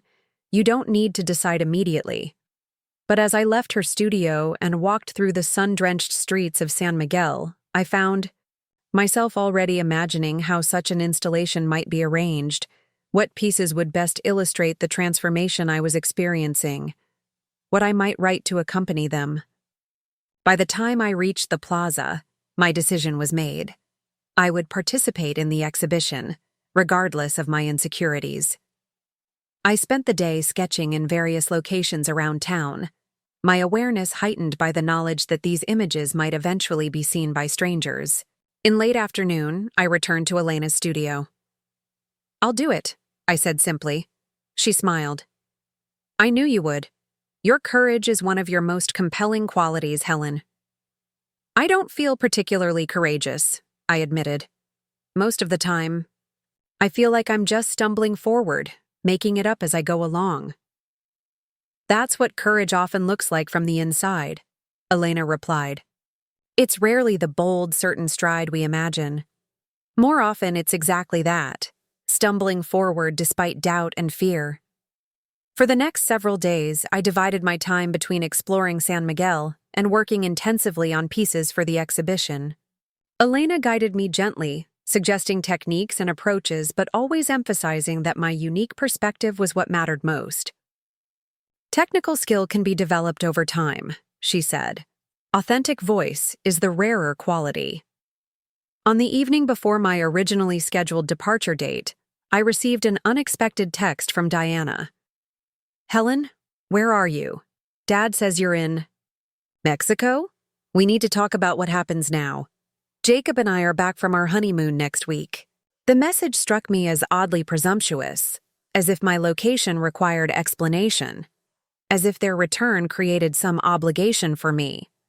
It was a subtle reminder of the dynamic I'd left behind, where family expectations superseded personal boundaries. I replied briefly, "Yes, I'm in Mexico. I've extended my stay for a couple more weeks. We can talk when I return." Her response came quickly. "Weeks? What about your job? Your apartment? Are you just abandoning everything because you're upset with us?" This time, I didn't respond immediately. The accusation of abandoning everything seemed particularly ironic, coming from someone who had excluded me from her wedding. Moreover, it revealed an assumption that my life revolved entirely around work and home, as if creativity, exploration, and personal growth weren't valid priorities. After careful consideration, I wrote back, "I'm not abandoning anything, Diana. I'm discovering new aspects of myself. My job is secure, and my apartment will be waiting when I return. This isn't about being upset with you. It's about choosing what's right for me right now." She didn't reply that night. I imagined her reading my message with confusion, perhaps even irritation. The Helen she knew, reliable, predictable, accommodating, wouldn't extend a vacation on impulse or prioritize self-discovery over responsibilities. She wouldn't agree to participate in an art exhibition with no formal training or credentials. But that version of Helen was receding day by day, like a tide gradually pulling back from the shore. The following morning, I moved to my new room, smaller than the previous one, but with a tiny private terrace overlooking the hotel's courtyard. I arranged my few possessions, placing Carmen's carved wooden bird on the windowsill and the blue ceramic bowl on the bedside table, surrounding myself with these tangible reminders of connections formed and choices made. A text arrived from my father. "Diana says you're staying in Mexico longer. Is everything all right? We're worried about you." The concern seemed genuine, but I detected an undercurrent of bewilderment, perhaps even disapproval. My behavior didn't fit the established pattern. It wasn't logical or practical or oriented toward others' needs. Of course they were worried, not necessarily for my safety, but for the disruption to the family system my changes represented. "I'm perfectly fine," I assured him. "Just taking some extra time to explore. I've started painting, actually. Found I enjoy it more than I expected." His reply came after a notable delay. "Painting? Since when do you paint?" "Since 2 weeks ago," I typed, smiling at the simplicity of the answer and all it implied about late-life beginnings and the fluidity of identity. The exchange with my father underscored how significantly my perspective had shifted. The obligations and expectations that had structured my existence for decades, the need to be responsible, reliable, consistent, no longer felt absolute. They were revealed as choices I'd made, roles I'd accepted, not immutable laws of nature. That afternoon, I met Elena for lunch at a small cafe near her studio. Over plates of enchiladas and glasses of fresh lime water, we discussed plans for the exhibition. She had submitted our proposal to the municipality, and initial feedback was positive. The reinvention project would have a dedicated corner in the gallery, with space for approximately 15 pieces plus accompanying text. "We should include a biographical element," Elena suggested. "Not just about your artistic journey, but the personal transformation that prompted it." I hesitated. How much of my personal story should I share? The situation with Diana and Jacob is complicated. "You don't need to include specific names or details," Elena assured me.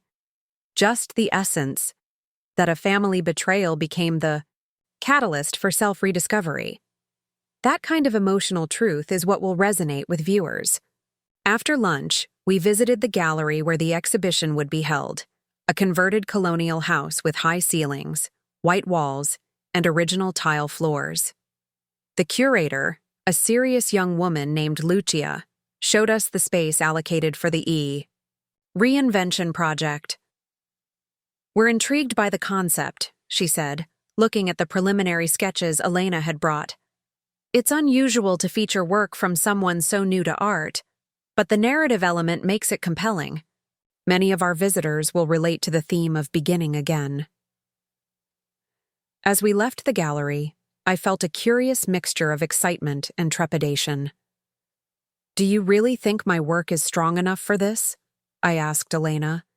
"The question isn't whether your work meets some arbitrary standard of good enough," she replied.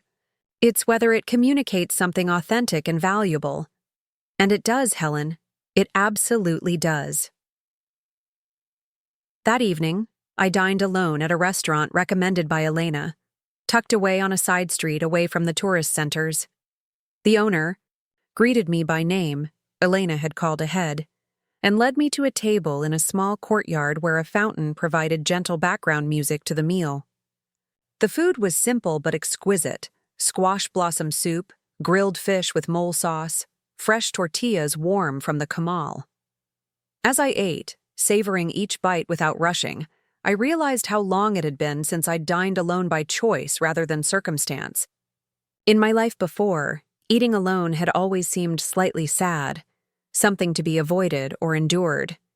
Now it felt like a pleasure, an opportunity for reflection and sensory appreciation without the need for conversation. After dinner, I walked through the town, now familiar enough that I navigated its winding streets without conscious thought. The evening was perfect, warm but not hot, the air scented with jasmine and wood smoke. Music drifted from courtyards and rooftops. Couples strolled arm in arm, families gathered in the plaza, children chasing each other around the bandstand. I found a bench beneath a jacaranda tree and opened my sketchbook, capturing the scene, with quick, confident strokes that would have been impossible 2 weeks earlier. My hand seemed to know what to do now, translating what my eye saw and my heart felt into visual form without the hesitation that had marked my earlier attempts.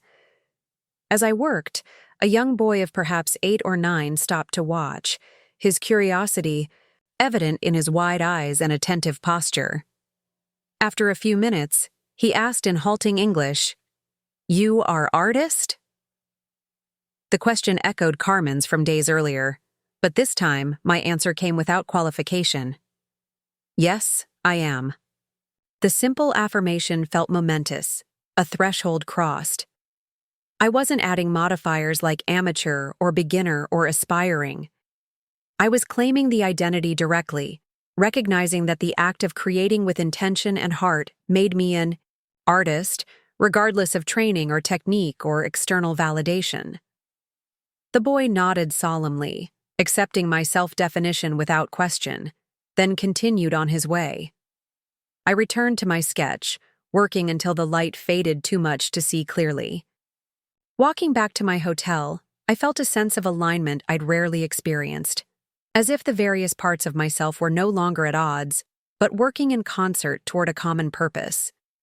In my room, I checked my phone to find a message from Diana, sent hours earlier. "We need to talk about Jacob's books in your apartment, and his vinyl collection. He wants to arrange to pick them up when you're back." The mundane practicality of the request was jarring after the transcendent quality of my evening. Of course, there would be logistics to handle, possessions to return, accounts to separate, formal ties to sever. The everyday reality of divorce couldn't be entirely escaped, even thousands of miles away. I texted back, "No problem, I'll let you know when I'm back. Everything is boxed up already." This was true. I'd packed Jacob's remaining possessions. Before leaving, a task that had felt final and cathartic. The boxes were stacked in my spare room, labeled and ready for collection, physical reminders of a chapter closed. Diana's reply came immediately. "Thanks. Also, Dad's birthday dinner is the weekend after next. He's expecting you to be there. Should I tell him you won't make it?" There it was again. The assumption that family events automatically superseded any plans or preferences I might have. The old Helen would have cut her trip short, rearranged her life to accommodate this expectation. The new Helen paused, considered what she truly wanted, and responded accordingly. I won't be back in time, unfortunately. Please give him my love, and I'll celebrate with him when I return. The reply felt clean, honest, without the guilt or obligation that would have colored similar communications in the past. I wasn't apologizing for my absence or justifying my choice. I was simply stating a fact and offering an alternative that worked within my own time frame. Diana's response was terse. He'll be disappointed. Undoubtedly true, but no longer determinative of my decisions. I closed the conversation with a final text. I'll call him on his birthday, then switched off my phone and returned to my sketchbook, adding details to the plaza scene from memory. As I worked, I reflected on the subtle but significant shift in my interactions with Diana and my father. I wasn't rejecting them or cutting ties. I was simply establishing boundaries that honored my own needs and choices alongside theirs. It was an adjustment that would likely take time for all of us to navigate, but it felt necessary and right. The next day dawned with unexpected rain, a gentle shower that freshened the air and brought out rich colors in the stone buildings and cobblestone streets. I spent the morning in Elena's studio, working on a new painting for the exhibition, an abstract piece inspired by the concept of thresholds, of crossing from one state of being into another. As I mixed colors and applied them to canvas, Elena worked nearby on her own projects, music playing softly in the background. The rhythm of creative work alongside another artist, each absorbed in her own process yet aware of the other's presence, created a sense of communion without the need for constant interaction. How does it feel? Elena asked during a break, to be preparing for an exhibition less than a month after picking up a brush for the first time. I considered the question. Surreal, intimidating, but also right somehow. Like I'm exactly where I'm supposed to be, doing exactly what I'm supposed to be doing, even though it makes no logical sense given my background. Elena nodded approvingly. That feeling of rightness, of alignment between action and essence, is rare and precious. Many people go their entire lives without experiencing it. I know, I said softly. I almost did. The rain continued through the afternoon, keeping us in the studio longer than planned. By evening, it had subsided to a misty drizzle, and I walked back to my hotel under an umbrella borrowed from Elena, the wet streets reflecting streetlights and shop windows in shimmering puddles. In my room, I found an email from my boss. Helen, how's Mexico? Team misses you but managing well. Quick question. Any interest in the Mendoza biography project? Spanish-English bilingual edition needs senior editor with cross-cultural sensitivity. Thought of you with your extended Mexican sojourn. 6-month commitment starting in October. Let me know. The opportunity would have intrigued me even before. My time in San Miguel. A chance to work on a prestigious biography, to apply my editing skills to a bilingual text. Now it held additional appeal as a way to maintain my connection to Mexico, to perhaps even return here for research or consultation. I replied expressing interest and asking for more details, then opened my journal to record the day's experiences and reflections. As I wrote, I realized how different my entries had become since those first days in San Miguel. The early pages were dominated by pain, confusion, and disorientation, processing Diana and Jacob's betrayal, questioning my value and identity. Now they focused increasingly on creative discoveries, new relationships, moments of beauty and insight. The shift wasn't complete or irreversible. I still experienced waves of hurt and anger when thinking about the wedding and my exclusion from it. But those emotions no longer defined my days or dictated my choices. They had become part of a larger narrative rather than its controlling theme. Before sleep, I stepped onto my small terrace for a final breath of night air. The rain had cleared, leaving the sky washed clean and scattered with stars. From somewhere nearby came the sound of a guitar, playing a melody both melancholy and hopeful. I leaned against the railing, looking out at the sliver of San Miguel visible from my vantage point. Tiled rooftops, the spire of a distant church, windows glowing warm against the darkness. The scene epitomized the unexpected gift of this place. Beauty emerging from pain, new possibilities from endings, light persistent even in shadow. Tomorrow would bring more painting, more exploration, more steps toward whatever awaited at the exhibition and beyond. For tonight, it was enough to stand under the stars and know that I was exactly where I needed to be. Not running from the past, but moving deliberately toward a future of my own choosing. The night before the exhibition opening, I couldn't sleep. I stood on my hotel terrace watching the moon cast silver light over San Miguel's rooftops, trying to calm my racing thoughts. In less than 24 hours, strangers would be viewing my artwork, reading my words, witnessing the most vulnerable transformation of my life. The prospect was both exhilarating and terrifying. 3 weeks had passed since Diana and Jacob's wedding day. 3 weeks of intensive painting, of selecting, and framing pieces for the exhibition, of crafting the narrative that would accompany them. 3 weeks of becoming someone I barely recognized, yet felt more authentic than the woman I'd been for decades. My phone buzzed with a text from Elena. Nervous? Remember, courage isn't the absence of fear, but moving forward despite it. See, you at 9 tomorrow. Her words steadied me. I'd come to rely on Elena's wisdom, her unwavering belief in the value of my journey even when my own confidence faltered. Our friendship had become one of the unexpected gifts of this Mexican sojourn, a connection based not on shared history or obligation, but on mutual recognition and respect. The exhibition space looked transformed when I arrived the next morning. Lucia, the curator, had arranged my work with an eye for storytelling, beginning with my earliest, most tentative paintings and progressing to the more assured recent pieces. Between them, excerpts from my journal were mounted on small plaques, providing context without over-explaining. "What do you think?" Lucia asked, watching as I moved slowly through the installation. "It's more powerful than I expected," I admitted. "Seeing everything together like this, the progression feels significant." "It is significant," she affirmed. "That's why we wanted to include your project. It speaks to transformation, to the courage of beginning again." Throughout the day, Elena and I made final adjustments, tweaking the lighting, rearranging a few pieces for better flow, ensuring the text was legible but not intrusive. By late afternoon, everything was ready.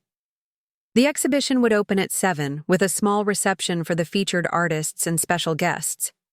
I returned to my hotel to change, choosing a dress I'd purchased in San Miguel, indigo linen with subtle embroidery around the neckline, completely unlike anything in my wardrobe back home. As I fastened silver earrings made by a local artisan, I caught sight of my reflection and paused, struck by the change. Not just in appearance, though 3 weeks of Mexican sun had warmed my complexion, and there was a new ease in my posture, but in the eyes looking back at me. They held a clarity and purpose I hadn't seen in years, perhaps decades. Elena met me at the entrance to the gallery, elegant in a flowing black dress with a vibrant shawl draped over her shoulders. "Ready?" she asked. "As I'll ever be," I replied, taking a deep breath as we stepped inside. The space was already filling with people, local artists, expatriates, tourists who had seen the promotional posters around town. I hung back at first, watching as visitors moved through the exhibitions, pausing before paintings, reading the accompanying text. When they reached the reinvention project, many lingered longer, drawn in by the personal narrative alongside the visual progression. "You must be Helen," said a woman in her 60s, approaching with a glass of wine in hand. "I'm Janet, your project. It's speaking directly to me right now." She explained that she'd recently retired from a 40-year career in corporate law, relocating to San Miguel with no clear plan beyond escape from her former life. "I've been here 6 months and still feeling adrift," she confessed. "But seeing your work, reading about your journey, it's like permission to begin again, to consider completely new directions." Throughout the evening, similar conversations unfolded. A man who had lost his wife to cancer, seeking new purpose. A couple who had sold their business and were reimagining their third act. A young woman questioning career choices made to please parents rather than fulfill personal passions. Each found something in my story that resonated with their own crossroads. The response was overwhelming. Not because critics were hailing me as the next great artistic discovery. They certainly weren't. But because something authentic in my experience was touching others in meaningful ways. The technical imperfections of my paintings didn't matter. The emotional truth they conveyed did. Near the end of the evening, Elena pulled me aside. "Someone wants to meet you," she said, gesturing toward the gallery entrance where Carmen, the elderly woman from the residential neighborhood, stood looking somewhat out of place among the art crowd. "Carmen!" I exclaimed, crossing the room to greet her. "You came!" She nodded, her eyes bright with pride as she glanced around the gallery. "Elena told me," she said in careful English. "Your art. Here." I took her arm gently and led her to the Reinvention Project installation. "This one," I said, pointing to a watercolor of the street where we'd met, with laundry fluttering between buildings and children playing in the distance. "You helped me see." Carmen studied the painting, then turned to me with a smile that crinkled the corners of her eyes. "Ves con el corazón," she repeated her phrase from our first meeting. Now others see too. The simplicity of her observation brought tears to my eyes. That was exactly what art did at its best, allowed others to see through the artist's heart, to experience the world through another's perception. When the evening ended and the last guests departed, Elena and I sat on a bench in the empty gallery, shoes off, sharing a final glass of wine. "So," she said, "tomorrow you go home." I nodded. My extended stay had stretched to its limit. My job awaited, along with the promising Mendoza biography project my boss had confirmed. My apartment needed attention, and there were relationships to recalibrate, with Diana, with my father, with friends I'd neglected during my marriage. "But I'll be back," I said with certainty. "This isn't an ending." "Of course not," Elena agreed. "San Miguel has claimed you, and your art has just begun." We sat in comfortable silence, surrounded by the evidence of new beginnings, not just mine, but those of all the artists featured in the exhibition. Each had found a unique visual language, a way of translating internal experience into forms others could witness and perhaps recognize within themselves. The next morning dawned clear and brilliant, the quality of light that had first enchanted me about San Miguel now familiar but no less magical.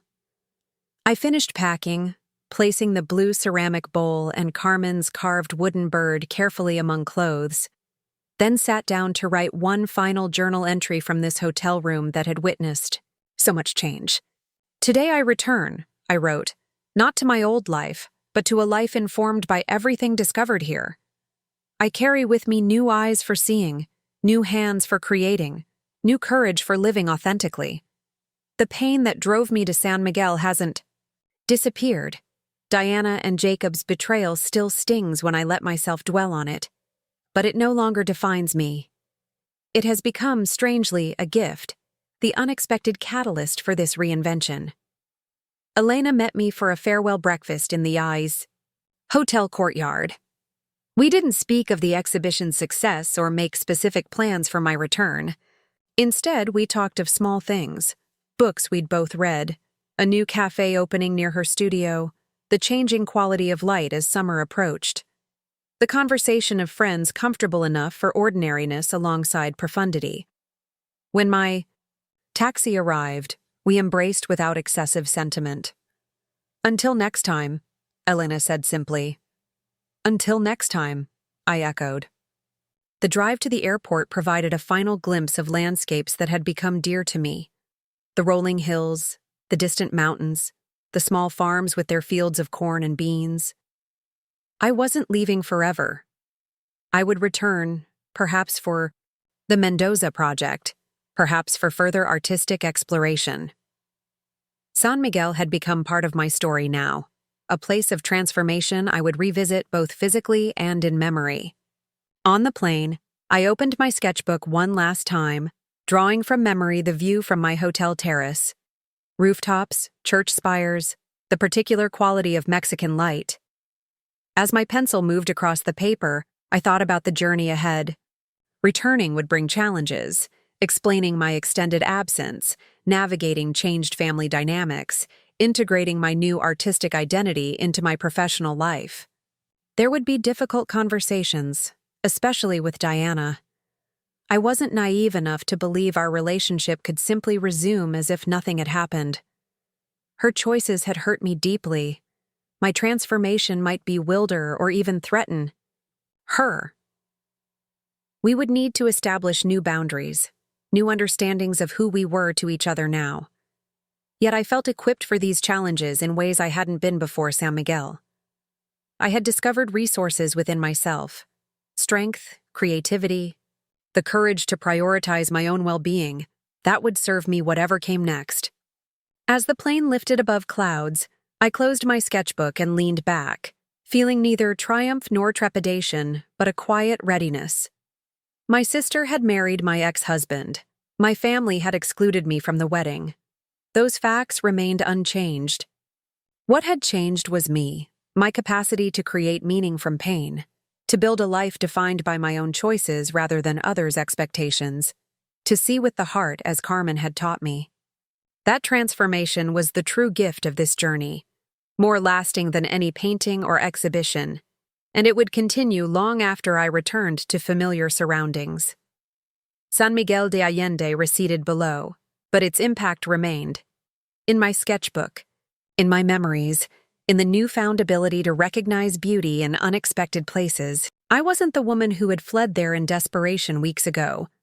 I was someone new, or perhaps someone who had been there all along, waiting for the right moment to emerge. Up next, you've got 2 more standout stories right on your screen. If this one hit the mark, you won't want to pass these up. Just click and check them out.